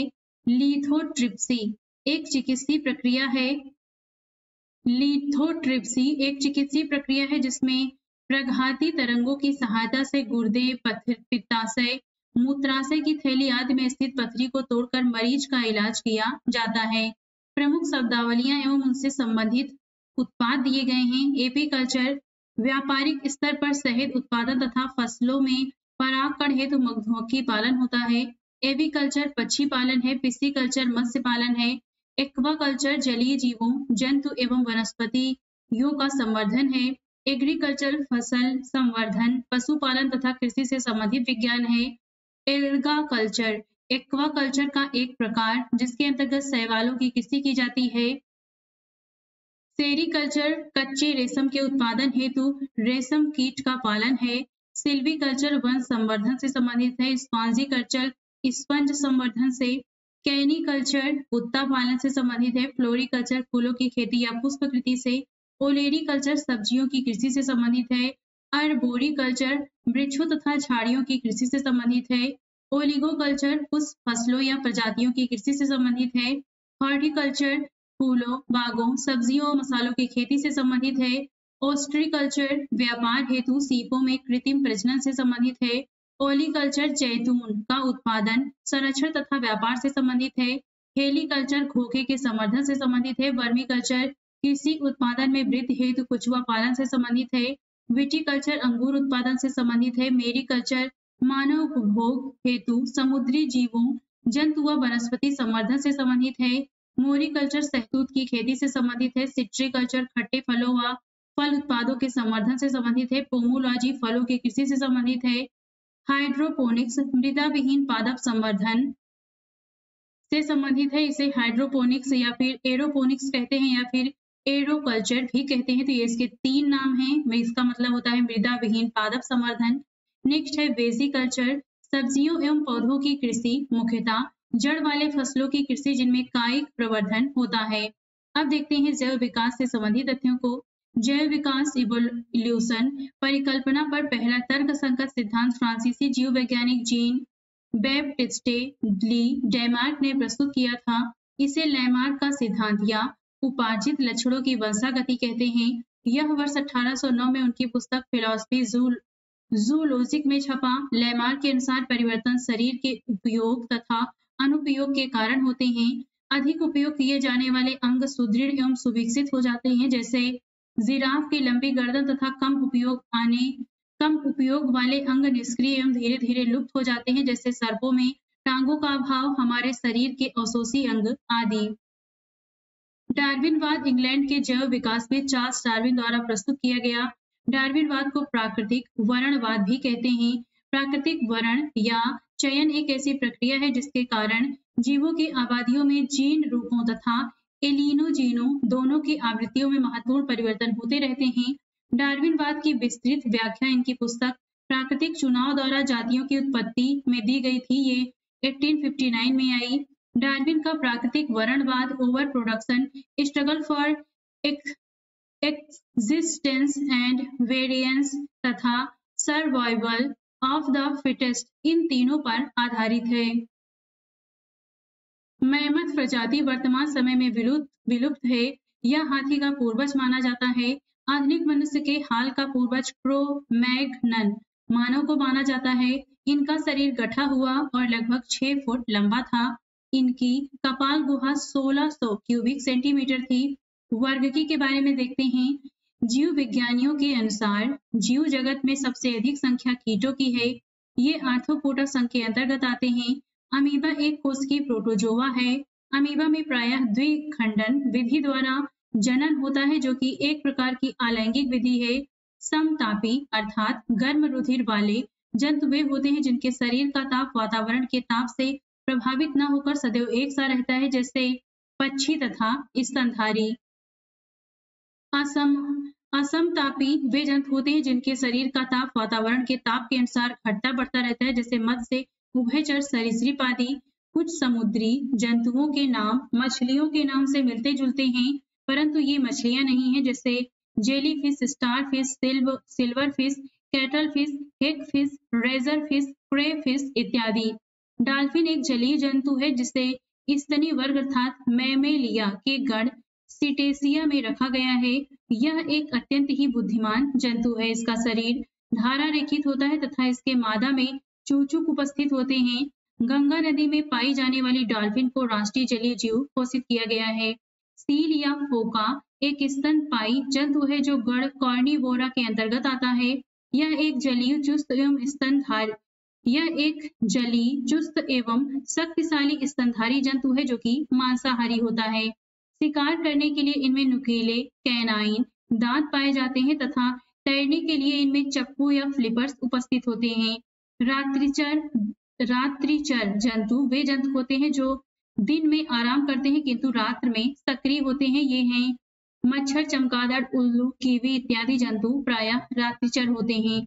ऊंट को रेगिस्तान का जहाज कहा जाता है। इनका शरीर पूर्णतः मरुस्थल के प्रति अनुकूलित होता है।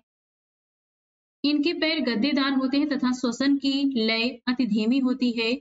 सर्पों की विष ग्रंथियां कशेरुकी प्राणियों की लार ग्रंथियों के समान होती हैं। सांप का विष वास्तव में उसके लार का ही एक परिष्कृत रूप है।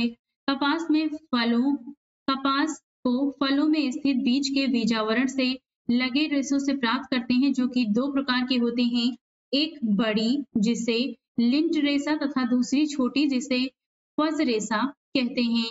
लिंट रेशे व्यापारिक तौर पर अधिक महत्वपूर्ण होते हैं, जबकि फज रेशे कम महत्वपूर्ण होते हैं। मार्फिन पोस्ट पेपावर सोमनीफेरस के अपरिपक्व फलों से प्राप्त की जाती है। पोस्ते का पौधा एक आवृतबीजी पादप है जिसे अफीम या हेरोइन भी प्राप्त की जाती है। इसका उपयोग दर्द निवारक औषधि तथा निद्रा कारक के रूप में किया जाता है। इसका प्रभाव तंत्रिका तंत्र पर पड़ता है। शैवाल कवक के मिलने से लाइकेन बनता है जिसे म्यूचुअलिज्म कहते हैं। कुछ परीक्षा उपयोगी तथ्य देखते हैं। ऑक्टोपस है एक मोलस्क, सबसे बड़ा कशेरुकी जायंट स्क्विड है। जुगनू होता है एक कीट। खटमल मकड़ी घरेलू मच्छी एवं मच्छर में कौन सा कीट नहीं है? मकड़ी। कोबरा सर्प का विष होता है तंत्रिका विषी। लाल मिर्च तीखी होती है क्योंकि उसमें उपस्थित होता है कैप्सेसिन। उड़ने वाले पक्षी वर्ग में नहीं आता है चमगादड़। हाइड्रोपोनिक्स मृदा विहीन पादप संवर्धन है। लहसुन की अभिलाक्षणी गंध का कारण है सल्फर यौगिक। कुनैन जो मलेरिया के लिए एक प्रमुख औषधि है, वह प्राप्त होती है आवृतबीजी पादप सिलिकोना से। रेशम तंतु रोम, पिच्छ, नख तथा नखर निर्मित होते हैं कीरेटिन से। शुष्क जलवायु के भली भांति अनुकूलित पेड़ पौधे को कहते हैं मरुद्भिद। सूखा सहिष्णुता से संबंधित हार्मोन है इब्सिसिक अम्ल। हाइड्रोफाइट है एक जलीय पौधा। दूध जिस बैक्टीरिया के कारण खराब होता है वह है लैक्टोबैसिलस। जैव उपचारण से तात्पर्य है जीवों द्वारा पर्यावरण से विषैले पदार्थों का निष्कसन। अफीम प्राप्त किया जाता है बिना पके फल के लेटेक्स से। समुद्री खरपतवार किसका महत्वपूर्ण स्रोत है? आयोडीन का। सबसे छोटा जीव जो स्वयं विकास एवं प्रजनन करने में समर्थ है तो ये है माइकोप्लाज्मा। अब देखते हैं कोशिका विज्ञान के बारे में।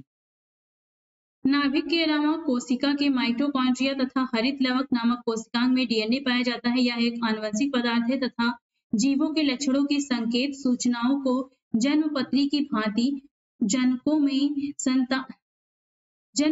भांति जनकों से संतानों में ले जाता है। डीएनए की खोज फ्रीडरिख मिसर ने की थी तथा डीएनए का double helix model James Watson तथा फ्रांसिस क्रिक ने दिया था। श्वसन की क्रिया प्रत्येक जीवित कोशिका के कोशिका द्रव्य एवं माइटोकॉन्ड्रिया में संपन्न होती है। माइटोकॉन्ड्रिया में अधिकांश ऊर्जा उत्पन्न होती है, इसलिए इसे कोशिका का श्वसनांग या पावर हाउस कहा जाता है। प्लाज्मा झिल्ली या कोशिका झिल्ली एक अर्धपारगम्य सजीव झिल्ली है जिसकी बाहरी एवं भीतरी परतों का निर्माण प्रोटीन द्वारा तथा मध्य वाली परत का निर्माण लिपिड या वसा द्वारा होता है। पादप कोशिका में कोशिका भित्ति, सेल वॉल तथा हरित लवक पाया जाता है, जबकि जंतु कोशिका में इसका अभाव होता है। कोशिका में प्रोटीन संश्लेषण में राइबोसोम की भूमिका सर्वाधिक महत्वपूर्ण है।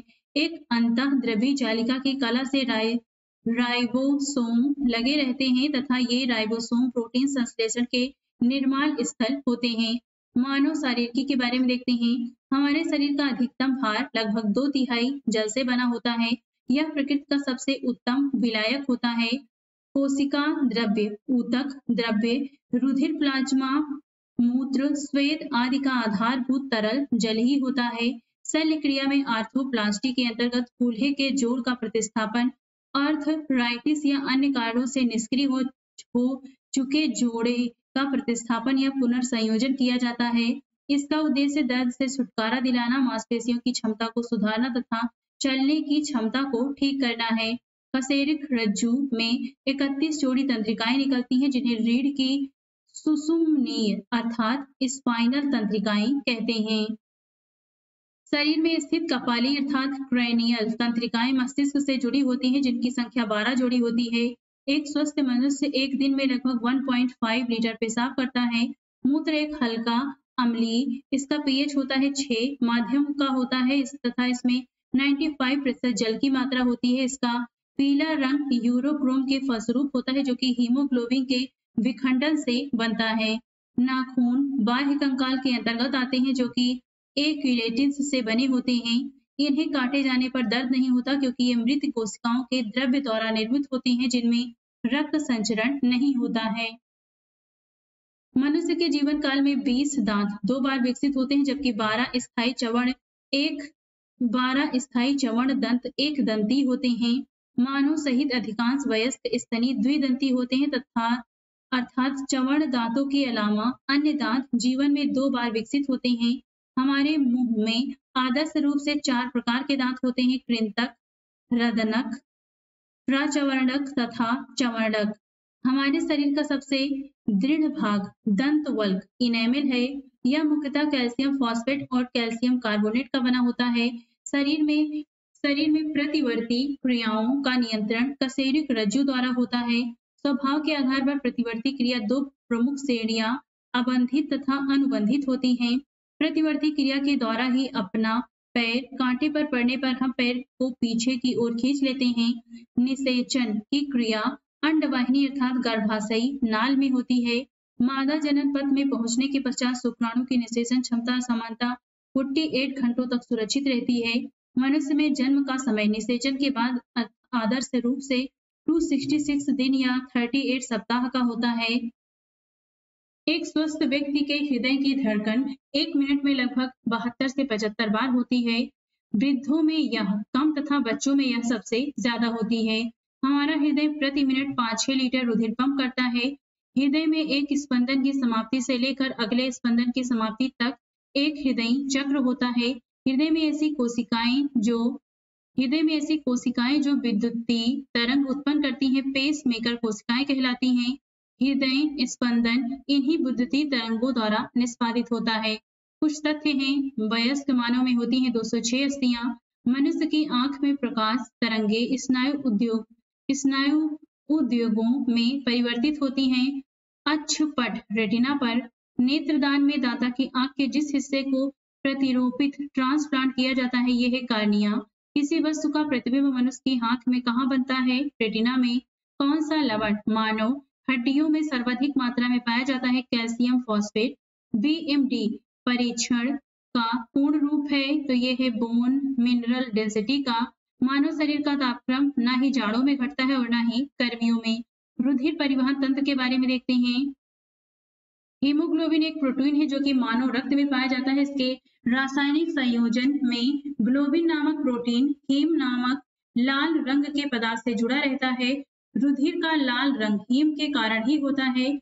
हीमोग्लोबिन शरीर में गैसों के परिवहन का कार्य करता है। केचुआ एक एनीलिड प्राणी है जिसमें हीमोग्लोबिन प्लाज्मा में घुला होता है।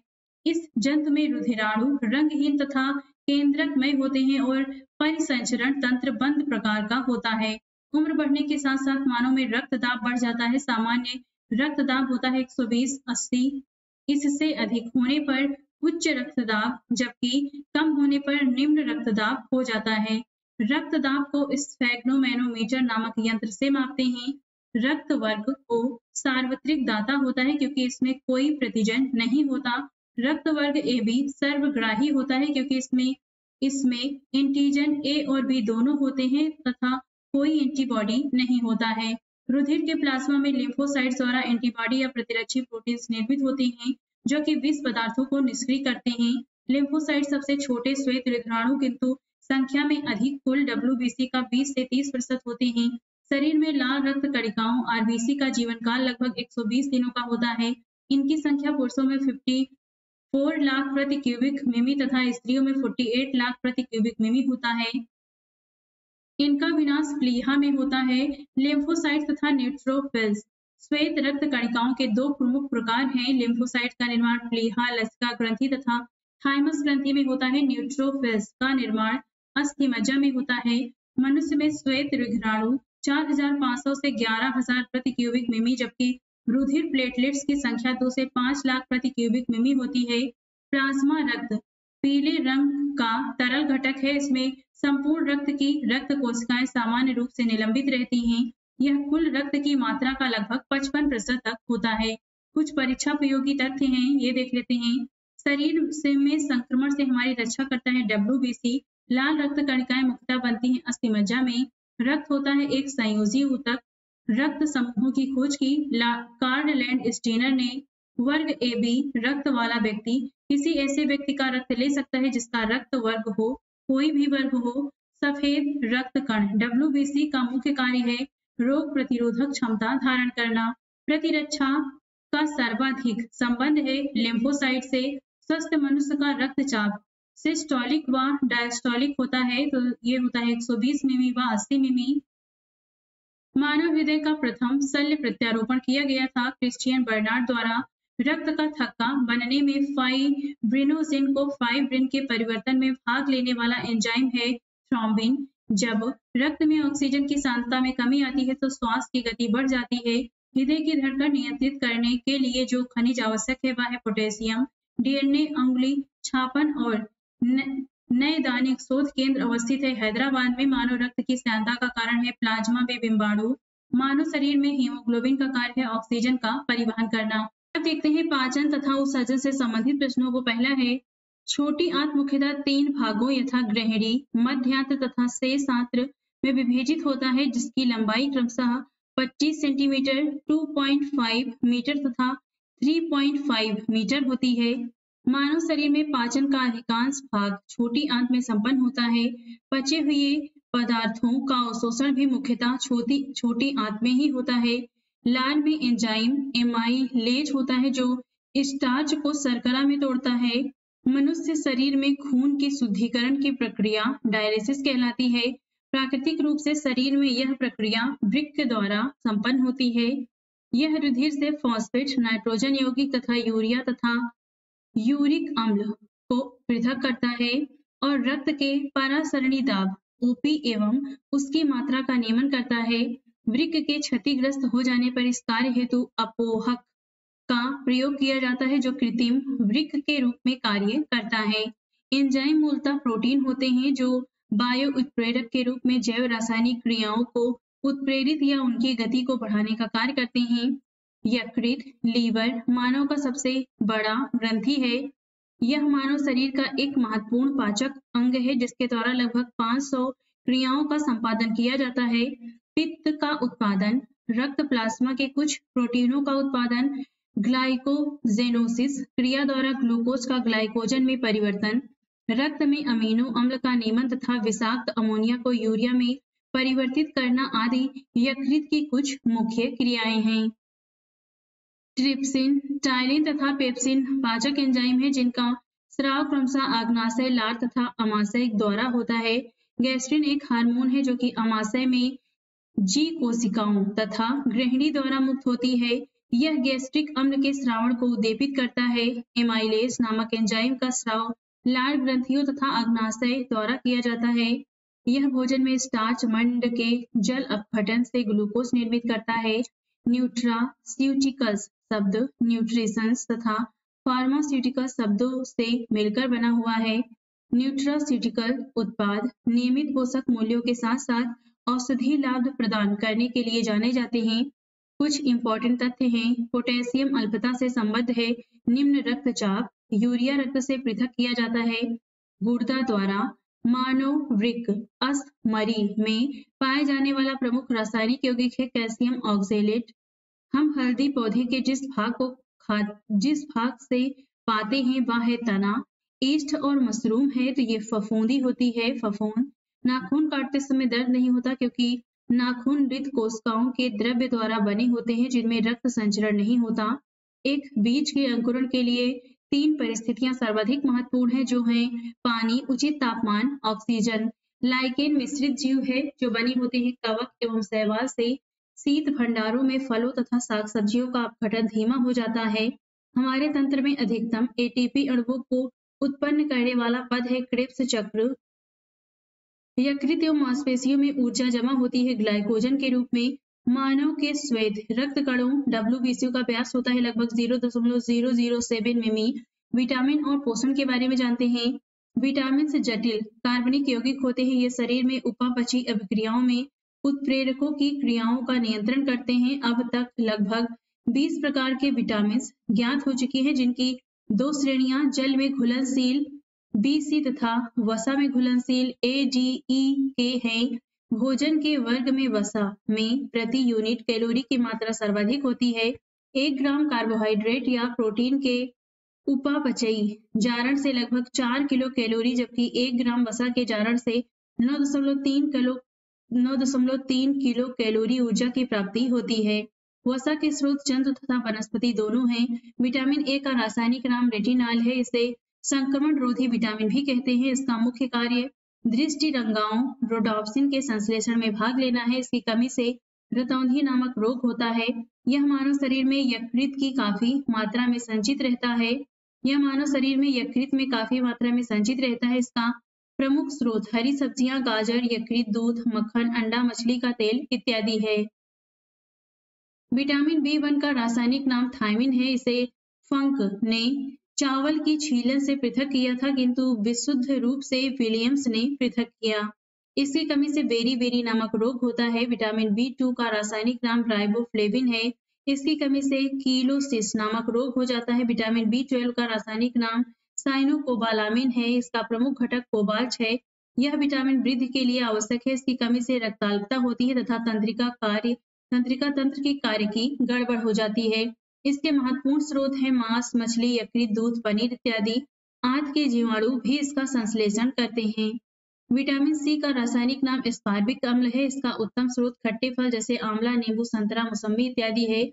इसका प्रमुख कार्य ऊतकों में कोशिकाओं को परस्पर बांधे रखने वाले अंतरकोशिकीय पदार्थ के मैट्रिक्स कैलोजन तंतुओं तथा दांतों के डेंटिन के निर्माण को सामान्य अवस्था में बनाए रखने का है। यह लौह अवशोषण में सहायक होता है। इसकी कमी से शरीर में स्कर्वी रोग हो जाता है, जिसके प्रभाव से घाव नहीं भरते। विटामिन के का रासायनिक नाम फिलोक्विनोन है या फिर इसे कहते हैं नैफ्थोक्विनोन। इसे रुधिर स्राव रोधी पदार्थ भी कहते हैं। इसकी कमी वाले व्यक्तियों का ऑपरेशन आसानी से नहीं किया जा सकता, क्योंकि अधिक रुधिर बह जाने का डर बना रहता है। इसका स्रोत हरी सब्जियां, अंडा, यकृत इत्यादि है।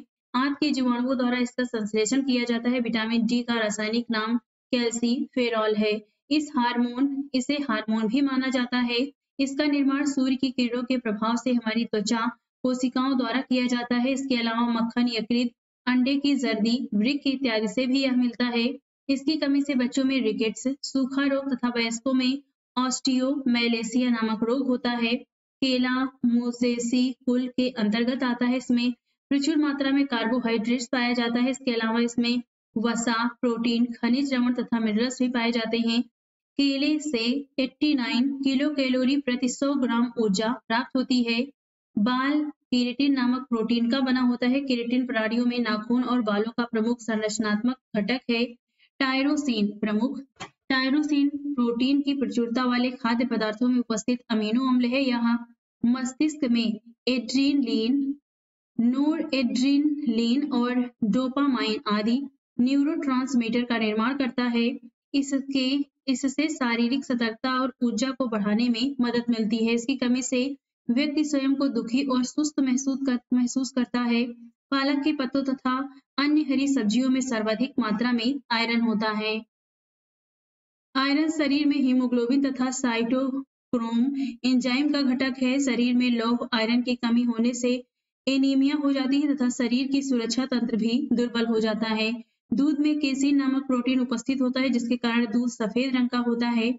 गाय के दूध का हल्का पीला रंग कैरोटीन की उपस्थिति के कारण होता है। दूध में वसा, खनिज लवण, लैक्टोज, विटामिन इत्यादि मुख्य अवयव पाए जाते हैं। दूध में एल्बुमिन नामक एक अन्य प्रोटीन भी पाया जाता है। दुग्ध प्रोटीन को पचाने वाला एंजाइम रेनिन है। यह दूध की घुलनशील प्रोटीन केसिन को ठोस एवं घुलनशील कैल्शियम पैराकैसिनेट में परिवर्तित कर दूध को दही के रूप में जमा देता है। प्रोटीन एक जटिल नाइट्रोजन युक्त कार्बनिक पदार्थ है। इसका गठन कार्बन, हाइड्रोजन, ऑक्सीजन एवं नाइट्रोजन तत्वों के अणुओं से मिलकर होता है। अमीनो अम्ल इनकी संयोजक इकाइयां या एकलक होते हैं। ये त्वचा, मांसपेशियों तथा हड्डियों के विकास के लिए आवश्यक होते हैं। अब देखते हैं अंतःस्रावी ग्रंथि व हार्मोन के बारे में। आग्नाशय एक मिश्रित ग्रंथि है। इसके पाचक एंजाइम तथा इसकी लंगर हैं। इसकी द्वीपिकाओं की बीटा कोशिकाओं से इंसुलिन, अल्फा कोशिकाओं से ग्लूकागॉन तथा डेल्टा कोशिकाओं से सोमैटोस्टैटिन नामक हार्मोन का स्रावण होता है। आग्नाशय मानव शरीर की दूसरी सबसे बड़ी ग्रंथि है। इंसुलिन एक हार्मोन है जो कि रुधिर में शर्करा की मात्रा का नियमन करता है। इसका स्रोत डहेलिया की जड़ें तथा आग्नाशय की बीटा कोशिकाएं हैं, इसकी कमी से शरीर में मधुमेह रोग हो जाता है। इसकी अधिकता से रुधिर में ग्लूकोज की मात्रा कम होने लगती है। उदक में वाले व्यक्ति को प्रायः बहुत प्यास लगती है क्योंकि इसमें शरीर का निर्जलीकरण हो जाता है। इसके उपचार हेतु कृत्रिम एडीएच का उपयोग करते हैं, जिसे पिट्रेसिन कहते हैं। पित्त का श्रवण यकृत द्वारा होता है, किंतु इसके संचय का कार्य पित्ताशय करता है। पीयूष ग्रंथि शरीर की मास्टर ग्रंथि कहलाती है। यह शरीर की समस्त अंतःस्रावी ग्रंथियों को संचालित करती है। यह मानव शरीर की सबसे छोटी अंतःस्रावी ग्रंथि है। इसे हाइपोफाइसिस सेरिब्राई भी कहते हैं। पैराथायराइड या परावटु ग्रंथियां भ्रूण के एंडोडर्म से व्युत्पन्न ग्रंथि हैं। नेक्स्ट है यह पीयूष ग्रंथि से स्वतंत्र कार्य कर सकती है। इसके द्वारा पैराथार्मोन नामक हार्मोन का स्राव होता है। यह रुधिर में कैल्शियम आयन की आदर्श मात्रा को बनाए रखता है। थायराइड ग्रंथि द्वारा थायरॉक्सिन हार्मोन स्रावित होता है। इसकी कमी से जड़मानवता, मिक्सीडेमा, हाशिमोतो रोग, सामान्य घेंघा आदि रोग उत्पन्न होते हैं। एड्रीनेलिन या एपिनेफ्रिन नामक हार्मोन एड्रीनल मेडुला से स्रावित होता है। इसे लड़ो या उड़ो हार्मोन कहते हैं। यह संकट काल एवं विशेष परिस्थितियों में उचित निर्णय लेने में सहयोग प्रदान करता है। इसके स्राव से हृदय गति में वृद्धि तथा शरीर में उत्तेजना का अनुभव होता है। मस्तिष्क में हाइपोथैलेमस भूख, प्यास, प्यार, घृणा, रक्तदाब, जल के उपापचय, पसीना, गुस्सा, ताप नियंत्रण आदि का केंद्र बिंदु होता है। यह अंतःस्रावी ग्रंथियों से स्रावित होने वाले हार्मोन का नियंत्रण करता है। एस्ट्रोजन एक हार्मोन है। प्रमुख एस्ट्रोजन एस्ट्रेडियोल होता है, जिसे नारी विकास हार्मोन कहते हैं। इसका उत्पादन स्त्रियों में अंडाशय की ग्राफियन पुटिकाओं की थीका इंटरना की कोशिकाओं द्वारा यौनारंभ से लेकर रजोनिवृत्ति आयु लगभग 45 से 52 वर्ष तक होता है। यह मादा के द्वितीयक लैंगिक लक्षणों के विकास में सहायक होता है। सोमैटोट्रोपिन या वृद्धि हार्मोन का शरीर में संबंध वृद्धि से है। इसकी अधिकता से भीम कायता जबकि कमी से बौनापन होता है। एड्रीनल कॉर्टेक्स से कॉर्टिसोल नामक महत्वपूर्ण हार्मोन स्रावित होता है। इसे हाइड्रोकॉर्टिसोन भी कहते हैं। इसका यकृत में उपापचयी प्रभाव होता है। एथिलीन एक पादप हार्मोन है जो गैसीय अवस्था में पाया जाता है। फलों को कृत्रिम रूप से पकाने में यह अधिक सुरक्षित एवं स्वीकार्य माना जाता है। अब देखते हैं कार्यकी के बारे में। चींटियों द्वारा काटे जाने पर शरीर में फॉर्मिक अम्ल का अंतःक्षेपण होता है, जिससे चुनचुनाहट का आभास होता है। फॉर्मिक अम्ल एक कार्बनिक यौगिक है। व्हेल एक स्तनधारी जलीय जंतु है। इसकी त्वचा के नीचे वसा का मोटा स्तर ब्लबर शरीर में ताप रोधक का कार्य करता है। गिनी कृमि एक सूत्र कृमि है। इसका वैज्ञानिक नाम ड्रैगनकुलस मेडिनेसिस है। यह मनुष्य तथा दूसरे स्तनियों का परजीवी जंतु है। इसके संक्रमण से शरीर में दमा, उल्टी, खुजलाहट, इओसिनोफिलिया आदि के लक्षण प्रकट होते हैं। अमरवेल का पूर्ण स्तंभ परजीवी आवृतबीजी पौधा है। इसका तना पोषक के चारों ओर लिपटकर परजीवी मूल द्वारा भोजन, खनिज, लवण और जल प्राप्त करता है। कोको में बीजों द्वारा प्रवर्धन होता है। इनके बीजों को नर्सरी में उगाने के पश्चात मृदा में 4 फीट की दूरी पर प्रत्यारोपित करते हैं। बोगनविलिया कार्नेशन तथा अंगूर के पादप में स्तंभ कर्तन द्वारा प्रवर्धन होता है। परीक्षा उपयोगी तथ्य हैं। सूक्ष्म जीव जो बीटी कपास के उत्पादन से संबंधित है वह एक जीवाणु है। स्टार्च के जल अपघटन से ग्लूकोज बनाने वाला एंजाइम है एमाइलेज। परितृप्ति एवं व्यास के केंद्र मानव मस्तिष्क के किस भाग में अवस्थित होते हैं? हाइपोथैलेमस। अब देखते हैं रोग एवं उपचार से संबंधित तथ्यों को। सर रोनाल्ड रॉस ने पता लगाया कि मलेरिया प्लाज्मोडियम नामक एक कोशिकीय प्रोटोजोआ परजीवी से होता है। इसकी वाहक मादा एनाफिलीज मच्छर होती है। इससे प्रभावित होने वाला अंग प्लीहा है। इस रोग के उपचार हेतु क्लोरोक्विन, कामाक्विन इत्यादि औषधियों का प्रयोग किया जाता है। डेंगू क्यूलेक्स, फैटी लेग तथा एडिस एजिप्टाई नामक मच्छर द्वारा फैलता है। इसमें तेज ज्वर के साथ हड्डियों और जोड़ों में भयंकर पीड़ा होती है। इसे हड्डी तोड़ ज्वर भी कहते हैं। इससे पीड़ित रोगी के रक्त में प्लेटलेट्स की संख्या कम हो जाती है। प्लाज्मोडियम एक द्विऔषधि जंतु है। इसका जीवन चक्र 2 पोषक मनुष्य तथा मादा एनाफिलीज में पूरा होता है। यह मलेरिया नामक रोग का एक कारक है। BMD परीक्षण ऑस्टियोपोरोसिस रोग अस्थिरंध्रता की पहचान के लिए किया जाता है। ऑस्टियोपोरोसिस हड्डी का एक रोग है जिसमें फ्रैक्चर का खतरा बढ़ जाता है। क्लॉस्ट्रीडियम बाटुलिनम नामक जीवाणु से भोजन विषाक्तता होता है। इटाई रोग कैडमियम के विषाक्तता से होता है। सर्वप्रथम यह रोग जापान के टोयामा प्रांत में देखा गया। खनन कार्य के दौरान नदियों में कैडमियम के विमोचन से यह रोग फैला। फेनिल कीटोन्यूरिया एक प्रकार का वंशागत रोग है। इससे प्रभावित व्यक्ति का शरीर फेनिल एलेनिन नामक अमीनो अम्ल को तोड़ने में सक्षम नहीं होता है। DPT वैक्सीन डिप्थीरिया, काली खांसी, कुकर खांसी तथा टिटनेस से बचाव हेतु दिया जाता है। ये तीनों रोग जीवाणुजन्य हैं जो कि क्रमशः कोरिनी बैक्टीरियम डिप्थीरी, हीमोफिलस परट्यूसिस तथा माइकोबैक्टीरियम टिटेनी द्वारा होता है। BCG का टीका तपेदिक के बचाव हेतु शिशु जन्म के तुरंत बाद लगाया जाता है। मम्स या कंडमाला एक विषाणु जनित रोग है। इसमें पैरोटिड ग्रंथि कष्टदायक रूप में बड़ी हो जाती है।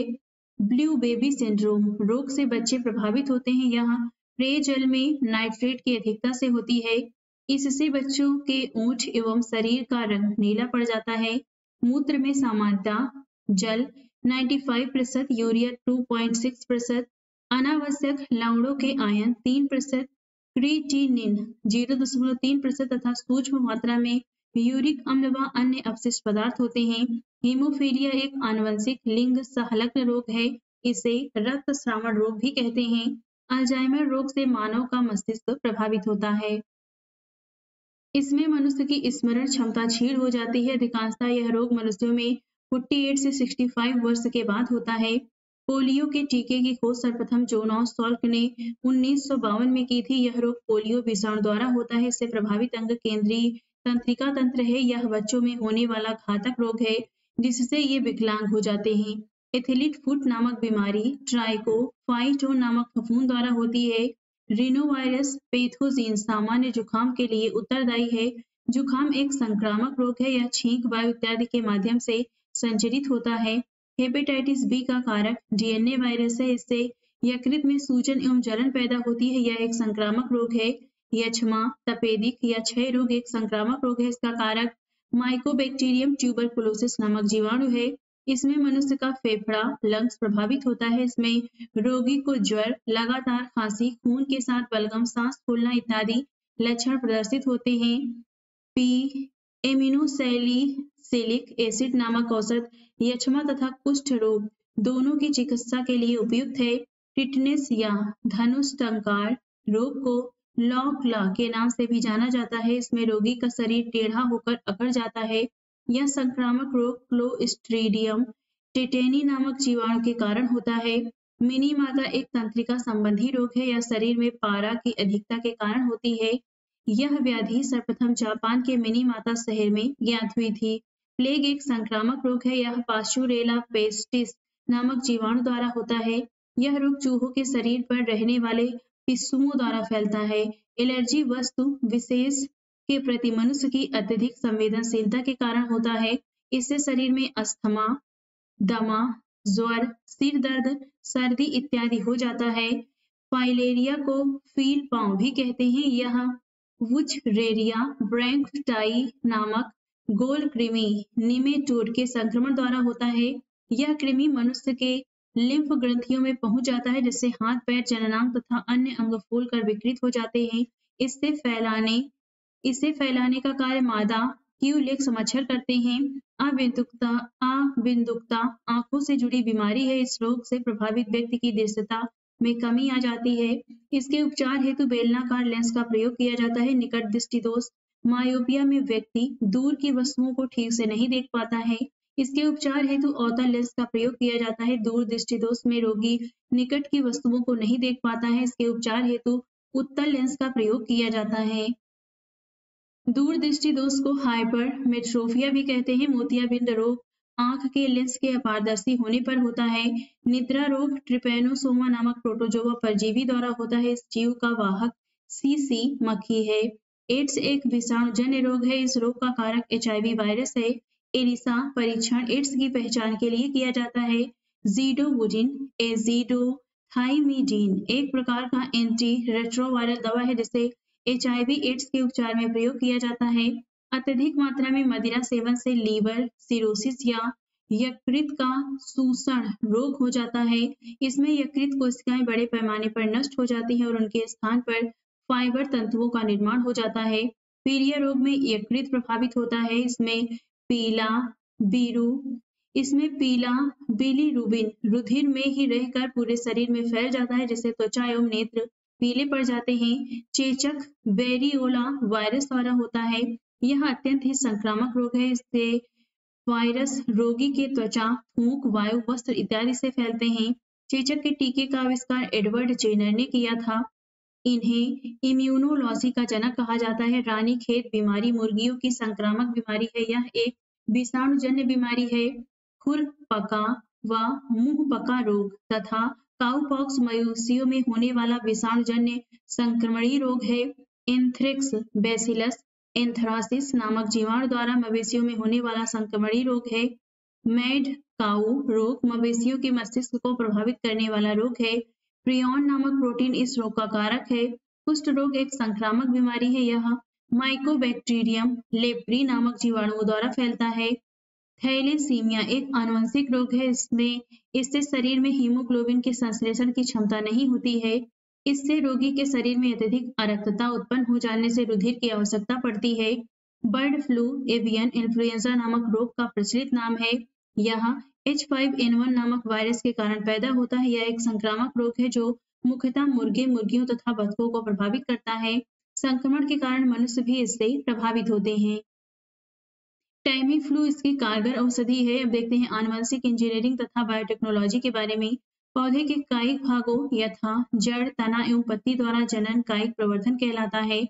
इसके द्वारा उत्पन्न संतति पैतृक समान होती है। इसमें कोई भिन्नता या नए गुण और कोष नहीं आ पाते। डॉली नामक भेड़ का क्लोन विश्व में किसी स्तनधारी जीव का प्रथम क्लोन था। इसका जन्म स्कॉटलैंड स्थित रॉसलिन इंस्टीट्यूट में 5 जुलाई 1996 को इयान विलमुट, कीथ कैंपबेल और उनके सहयोगियों के प्रयास से हुआ था। स्टेम सेल में शरीर के किसी भी अंग को कोशिका के रूप में विकसित करने की क्षमता होती है। स्रोत के आधार पर इन्हें भ्रूण, वयस्क तथा कॉर्ड ब्लड में बांटा गया है। अधिकांशतः स्टेम सेल भ्रूण से प्राप्त होती है। गर्भनाल का रक्त, दांत, अस्थिमज्जा आदि स्टेम सेल के अविवादास्पद स्रोत हैं। ये कार्निया प्रत्यारोपण, हृदयघात के कारण क्षतिग्रस्त मांसपेशियों के अलावा कई अन्य रोगों के उपचार में सहायक हैं। कीट प्रतिरोधी पारजीनी कपास आनुवंशिक अभियांत्रिकी द्वारा एक जीन को निविष्ट कर निर्मित किया गया है। इसे बैसिलस थूरिनजिएंसिस बीटी द्वारा तैयार किया गया है। इसे बीटी कॉटन भी कहते हैं। गोल्डन राइस सुनहरी चावल जैव प्रौद्योगिकी उपलब्धि है। इसके जन्मदाता प्रोफेसर इंगो पोट्रिक्स तथा डॉक्टर पीटर बेयर हैं।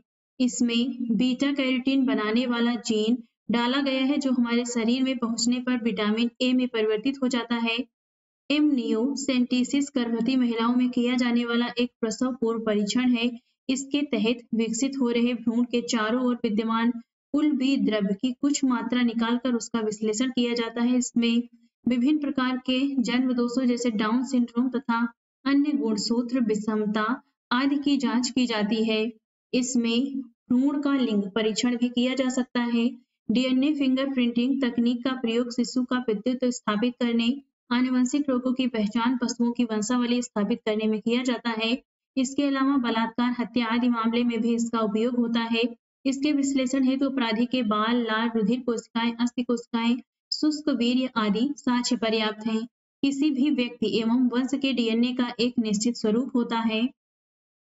कभी दो व्यक्तियों के डीएनए प्रतिरूप एक समान नहीं हो सकते हैं। नेक्स्ट है अंगुलियों के निशान को बहुरंगी सतह पर उभारने हेतु फ्लोरोसेंट पाउडर प्रयुक्त होता है। कैंसर कोशिकाओं का शरीर के एक अंग से दूसरे निकटवर्ती अंग में फैलना अपरूपांतरण कहलाता है। क्लोन का तात्पर्य प्रतिरूप होता है। इसके अंतर्गत जीन से छेड़छाड़ किए बिना समान रूप एवं नस्ल उत्पन्न की जाती है, जबकि ट्रांसजेनिक के अंतर्गत जीन का स्थानांतरण एवं प्रतिरोपण किया जाता है। एक जीन द्वारा दो या दो से अधिक भिन्न भिन्न लक्षणों का एक साथ नियंत्रण बहुप्रभावित कहलाता है। इसका प्रमुख उदाहरण हंसियाकार कोशिका अरक्तता रोग है। इसमें बीसीजी का आकार हंसिया नुमा हो जाता है। यह रोग एक अप्रभावी जीन के कारण होता है। अब देखते हैं विविध के अंतर्गत पॉइंट पहला है कोलेस्ट्रॉल जंतु वसा में मौजूद एक वसी एल्कोहल है। इसमें निम्न लिपोप्रोटीन LGL बुरे कोलेस्ट्रॉल के नाम से जाना जाता है। इसका स्तर सामान्यतः 100 मिलीग्राम प्रति DL से कम होना चाहिए। इससे अधिक होने पर हृदयघात या स्ट्रोक हो सकता है। निरंतर वसा प्रधान भोजन करने से एथेरोस्क्लेरोसिस नामक रोग हो जाता है।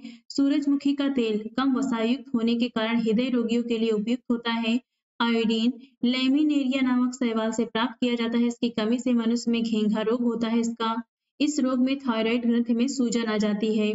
फेरोमोन्स कीटों द्वारा उत्सर्जित किए जाते हैं। यह विपरीत लिंगी कीटों को आकर्षित करने तथा स्वभाव निर्धारित करने का कार्य करते हैं।